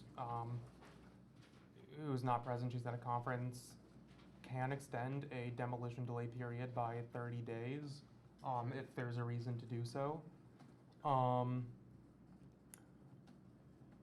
There's a couple of different ways that if the neighborhood is interested in establishing a historic district, that they can go about doing it. Ordinarily, for a large district such as this, there's a sort of neighborhood up process where the neighborhood holds 3 public meetings. They then they work with the commission to put together a map, and then propose a conservation district that the commission can vote on. And that's the way that historically large districts like this have been handled in the city. The commission can also place the district that's been proposed, which is sort of the larger boundaries I discussed, under interim protection, which historically is something that the commission has done mostly for a single property or smaller districts. There's no procedural reason why it couldn't be done for a larger district. But the process of getting either of those to the city council would be just slightly different. Okay. So they could vote for interim protection and direct the pursuit and direct the investigation of a conservation district? Well, interim protection would mean that the commission is preparing to vote on an ordinance to preserve the district, create a, right. So that would be distinct from extending the DD period for these 5 buildings while the neighborhood goes through the neighborhood process. Okay. So if we wanted the neighborhood to go through this public meeting process, more typically it's done by asking the hand director to extend the deadline? Right. How much more time do we have on that? Let's see, April 15th is when these were submitted, so. We have another 30 days-ish. Right. Oh yeah, it is the When 14th, is the 13th. director back? She'll be back next week. Or we could table it with the request. Oh, she'll be back Tuesday, right. Next Tuesday. Mhm. So could we just propose a motion To have table that happen? until, well, to table it until we can request the Yeah. hand director. Can we request it now and she consider it when she gets back? Sure. Yeah. Yeah, that would Okay. make more sense. Yeah. That can be done. And I can get in touch with her by email. She's still checking that. So, right now what we're gonna do is move to protect these houses while we move forward to creating the district. Well, That's not what we're, yeah. that's not what we, so I if, didn't hear everything. so typically if you want the neighborhood to go through the meeting process, the hand director, Yes, to. we request the hand director to extend the deadline by another 30 days. So will that give us enough time For them to go through. Right, there would be. Is there a spaced out period in which the meetings have to occur? More Like, than 30 is it like days. 3 consecutive weeks or? You could have one meeting today, one next one. Yeah, like, tomorrow, is there next one some? the day after. Well, the 30-day period, that keeps counting regardless of whether the commission meets or not. So within that period, I believe we will meet 3 more times. No, I think the No, question for is, the neighborhood. the neighborhood needs to have 3 public meetings. Right. Is there a stipulation as to is there a minimum period between each meeting? I don't believe so. So we have enough time. Okay. Yeah. Yeah. They can have their It's a meetings. rush, Um, because they have to talk to. Right. This is a lot of work for you people. It's a lot of work. We want another time. It would be Yeah. stronger though. If it'd be stronger if Yeah, it comes it's from you stronger if guys. it comes from you guys. Oh, yeah. It's gotta come from you guys, I because know. they don't like us very much. That's right, and we don't really have the final decision. Right. We don't have the power to designate you a neighborhood, right? You pass us, you're not home free. Oh, Mr. Nugent? I have a question for Noah. Sure. I think, when we spoke on the phone, you said that the demolition delay period began on April 15th. Mhm. Right. So when does the 90 days expire? Well, let's see. July July- 14-ish, yeah. Mhm. Or July 15th? Still. Mhm. So the 30 days then would go from beyond July 15th to Mhm. approximately August 15th? Right. Right. So that's the time frame. Mhm. Between now and August. And, For us to get started. right. Yes, yeah. Well, no, You gotta you keep finish. cranking. Do we have to have all 3 public meetings? Yeah. In Before those- those three- And they Unless have we to can know- get, I mean, you can take as long as you want with it, just that's as far as we can extend the demolition delay on these 5 houses. But what if there's a movement to do the conservation district? I mean, That's what we're another trying to thing get we them to could do. consider. Who is the point of contact within the city, boards, commissions, staff? Who is the person that would be the point of contact for the neighborhood?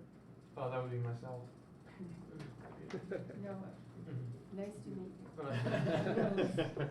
Yes, we We will talk. talked. And you can help us. set this Sure. up. I have, like I said, I have lots of information from doing background research on the neighborhood and putting together maps, so. And we got the We can north discuss side. that. Okay. At the near west side. Right. Yeah, I've already north got side. Olivia and Peter, and I worked with Olivia. I need to make a comment, because I gotta run. Oh, yeah. Got somebody waiting for me outside.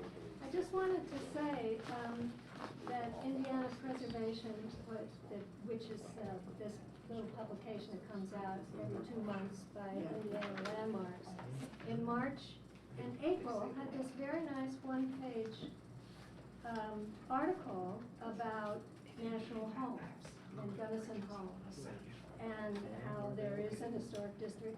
As Chris said, they're all over the country from this era. we get that. But I didn't know National Homes was an Indiana company. Maybe everybody else in this room did. I didn't know that. And they started in Lafayette, and they have a district, and I just thought it was a nice little resource. You probably know. I don't know if I have a copy. That you can have All right, it. let's get back. I gotta go. Thanks, Karen. I know you gotta run. Sorry. I appreciate that. Thank you, Karen. I'll do as much as I can, but you got a lot of work. So let's move forward, 'cause our day's getting late. Since we're about And I was done. hoping we'd be gone by now. Okay, so what is it that we need? A motion? So we need a motion make an to- application to the hand director to Right. extend the Demolition delay deadline deadline for 90 days. That just sounds like 30 days. As many days as she can do. Yeah, Yes. that just sounds like a motion that I Right. just made. Is that the I'll motion you'd second like to the- make? I'll second that motion. Okay, so Okay. Renard made a motion Yep. to extend. Well, to request. Approach, to request to the hand director Right. to extend The 30-day 30 days. deadline. Okay. Right, And the deadline by okay. 30 days. Yes, sir. Yes. I'm looking at the Unified Development Ordinance, when it talks about the don't delay timelines. Mhm. So it's 90 days unless extended by the Housing Neighborhood Development Director or his designee. But then, regarding that, it says no later than 30 days after notice is given by the Planning and Transportation Director. The Housing and Neighborhood Development Director shall give notice to the chairperson of the HPC and to the property owner if the 120-day waiting period is to be imposed. In other words, in order to get the 120 days, you Yeah. gotta notify within 30 days of April 15th. Which is Oh. gone. Come on. Is that the way it reads? Well, it doesn't make sense. Well, I'm not the JD. Do we have legal around? Yes, Larry Allen is online. Oh, okay. Yeah, it doesn't make any sense. Hello, every time. What if the commission takes Thank you, yeah, I'm here. I wasn't able to unmute myself. Let me take a look at the ordinance really quickly and give me 2 minutes, if you don't mind. Okay. So contingencies, we should be talking about just in case. If we can't get an extension, then I think is our other option to vote for temporary, that, I think that's Okay. the safer one to do, actually. I think that's the safer one. Can the commission vote on proposing a conservation district within that 30-day period? And if they did that. If there was a 30-day extension, you mean? Yes. Uh, I mean, wouldn't that then start the clock Right, they again could. and get protection while that is pursued? I mean, they can always, during the demolition delay period, the commission can always vote to nominate or designate. That's what I mean. Right. And at that point, then the protection is until that is resolved. That's true. But that said, I think it would behoove us to let the nomination for the district come from these guys. But can they do everything in 30 days is the I question. don't think we can. It doesn't seem Yeah. practical. Yeah, Sorry. so we have to come from you. I'm just saying, what are the options? Well, I'm not they saying have we till, should do so at this point, they have until what, July 15th, Right. which is, To get a conservation district, are you kidding? No, To submit your application that we can then vote on, or I won't be voting. and what do they have to do We to have to get? have 3 meetings before we submit our application. Right. A map, which there's an existing map, which I can send to you, that shows proposed guidelines that the city has been working with. Go move into Noah's office for a little while. You know, this is something that I can send you information on. It takes time and it does take work. Yeah, so, I mean, it's very, very short term, we could vote to table this until the next meeting and Right. still be under the deadline. And get our ducks in a row and figure out who's got to do what by when. Right. So, I'm in favor of tabling it, and let's get our ducks in a row. We'd have to make sure we'd have a quorum at that next meeting, so, Mhm. like that, if there isn't one, then. then it just goes through and we're. So Yeah, we have that's to the make sure scary we have enough part. people here. And that's the scary I'm not part. willing to receive quorum. I think it's better if we just vote for the introduction. I'm with you. I'm with you.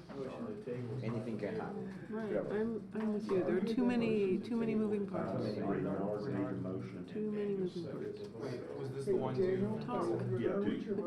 My motion was to submit to the Director of Plan to extend the deadline by 30 days, but then the conundrum as to whether That's you- legally that you allowable. Past that deadline would it Right. be allowable at this stage came up and now legal And is. we're still waiting here for legal. Yeah. Okay. Less than minutes. So our other option is just to go ahead and want to designate these 5 houses and put them under protection. Under protection. Well, I think there's 3. Okay. There's one, if we can do the extension, that's one. We can vote to table it to the next meeting and try and get our ducks in a row, and we can do that regardless. Right. Or we can vote to do protection now. Okay. But is the That's my protection understanding. for the 5 houses or for the whole district? Well, we'd have to do it for this 5 houses. You could- because I mean, you the could- ones that are demolition. But- You do it for the whole. Nobody's after the whole district yet. How long does that protection last? Well, no, because we've got Until- a city council, so no one would have to write up all 5 of those houses and reasons why we wanna put, make them all. Well, it'd have to be a larger. Can I, Well, we want the area. larger, but Yeah. all we can deal with, I believe, are the 5 houses I we mean- have Which is a right now. weaker in, argument. in the same way that we talked about it before, the 5 houses aren't as compelling as the entire. Yeah, that's what I'm saying. And right, so yeah. I think if there were some way that we could Or put the protection for the- whole thing that interim protection would be a lot better. Does Correct interim me if- protection require a DD first, or can we just say this is? Correct me if I'm Well, wrong, but. the Sorry. commission can recommend to create a district, I believe, regardless of whether there's a DD. Okay, that's what I was asking. And you said earlier in this meeting that one thing we could do was apply for protection for the entire district as a blanket. Right. You said the mechanism was procedurally the same. Well, it would be procedurally the same for any commission designated district. It would be different procedurally from a district that's nominated by a property owner or neighborhood. Yeah. Mhm. Yeah. Another question. So for the neighborhood to put together their petition, what are the key milestones they have to accomplish? Holding 3 public meetings, putting together a map, then coming to HPC to propose that map with those boundaries drawn up be designated. Am I missing something? Is there some way, I mean, doesn't the neighborhood have to vote on that?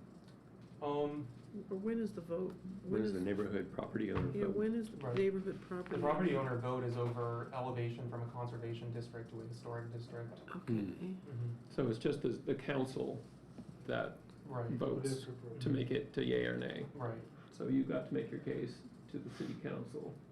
That's another day. That's another day. I can be there. Thank you. But I think Yeah, that's that's good. more people better. Yeah. I mean, you, Yeah, if you got to bring as many people as as you possible. can. In the area. Across the board, Respectfully. students. Oh, yeah. So notices have to be sent out to everybody, Landlord. and I'm not like then they have to January. not receive an objection from the majority of homeowners, or property owners. Let's make sure that they understand. Right.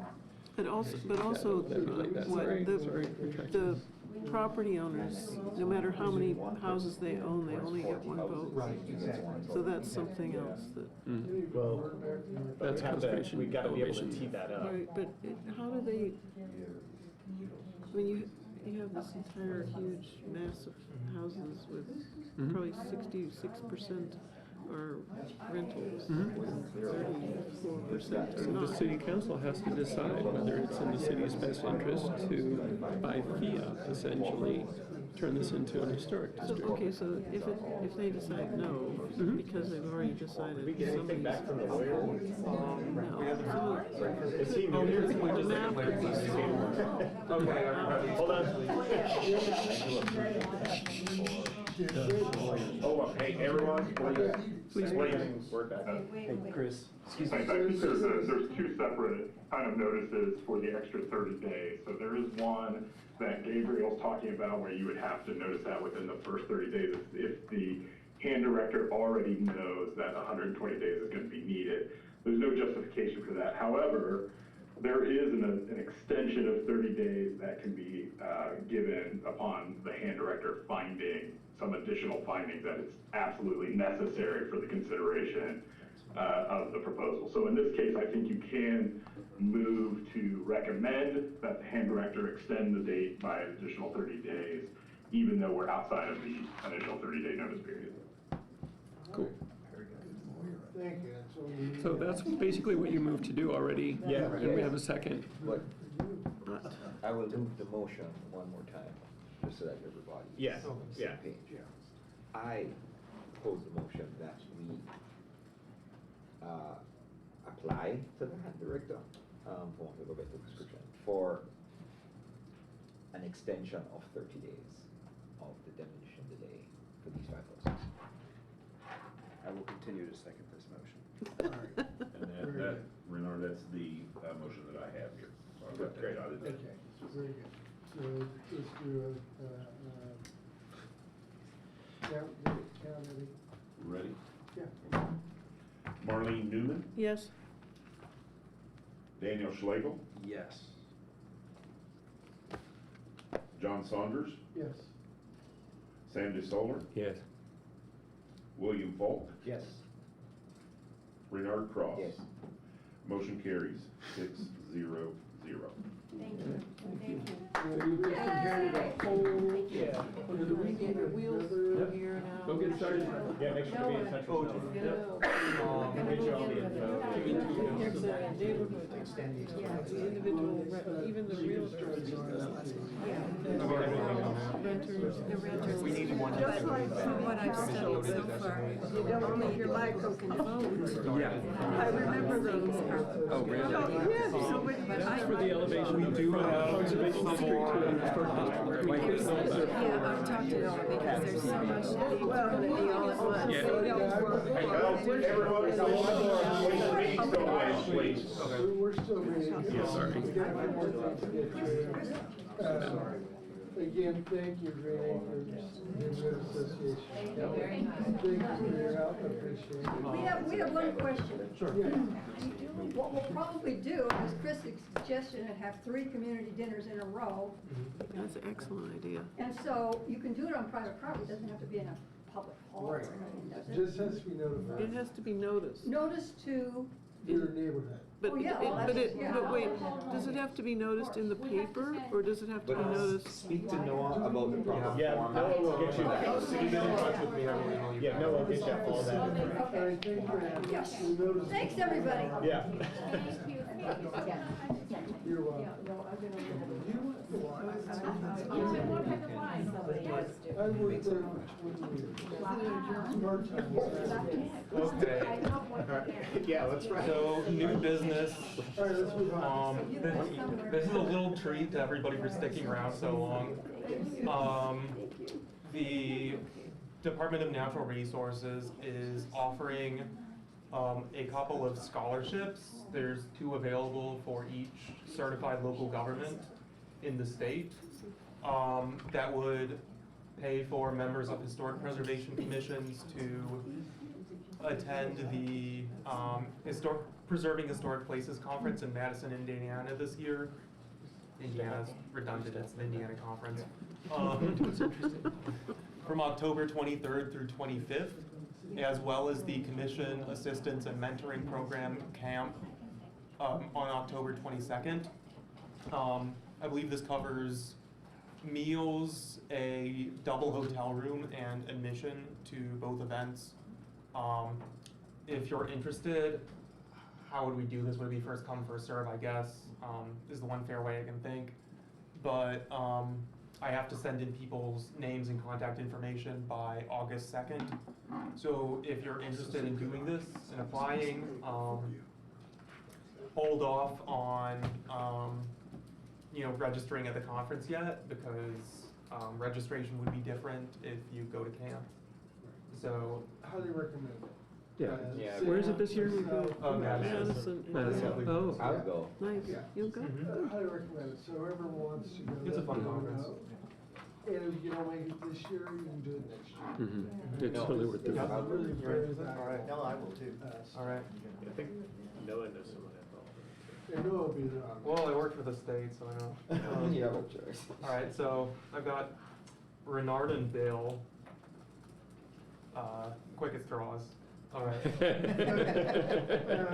we have any old business to deal with now? Old business.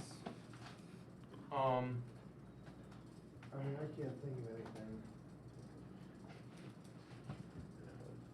I can't think of anything. Oh, Here we go, old business. I wanted to maybe put it on for the next time, if we could get an update about what's going on in the Princess Theater.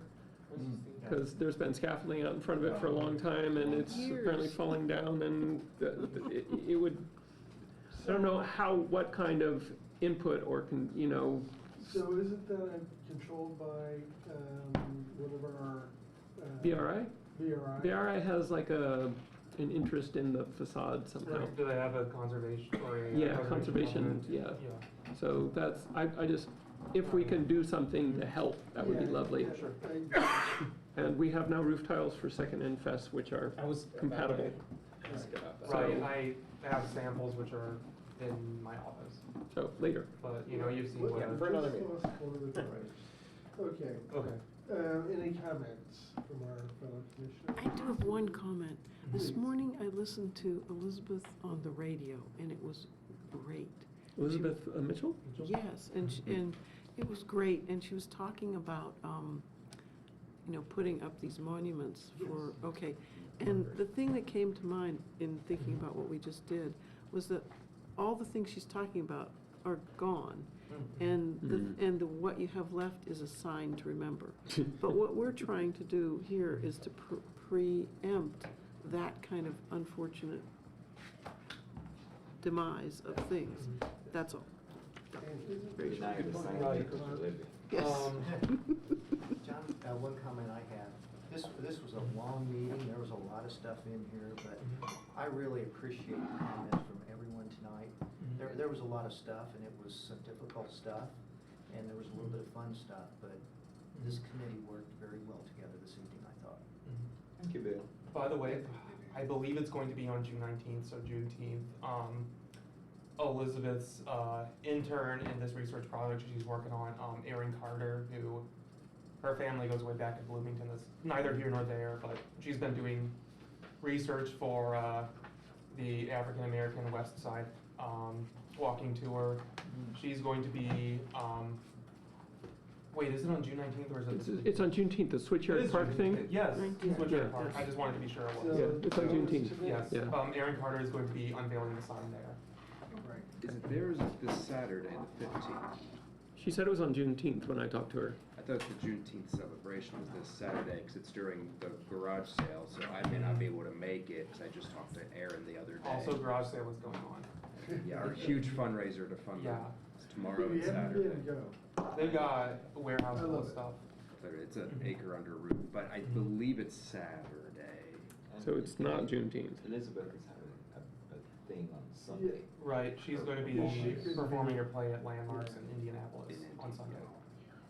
So maybe. So I think you are right though, because I was like, is it Juneteenth? I'm pretty sure. Because I thought the city was closed, so I didn't think they would be Yeah. having a celebration that There- day, which is why it's Saturday. There is a City of Bloomington Juneteenth celebration on Saturday, June 15th. Okay. At Switchyard Switchyard, Park that's the one. between 2 and 6. Perfect. Thank you, I think that's Gabriel. what we're talking about. Yep, that is, thank you.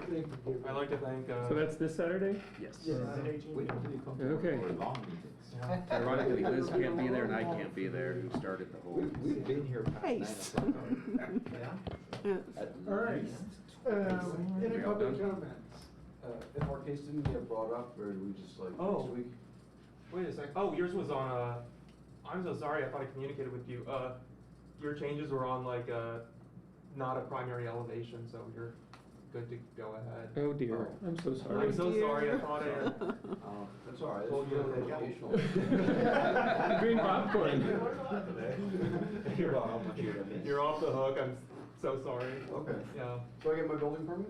Yes. Sweet. Well, not okay. You get rewarded. So it's okay. Happy customer. Yeah, all right. Yeah. Are you gonna be? We're adjourned. We're adjourned. Okay. Thank you.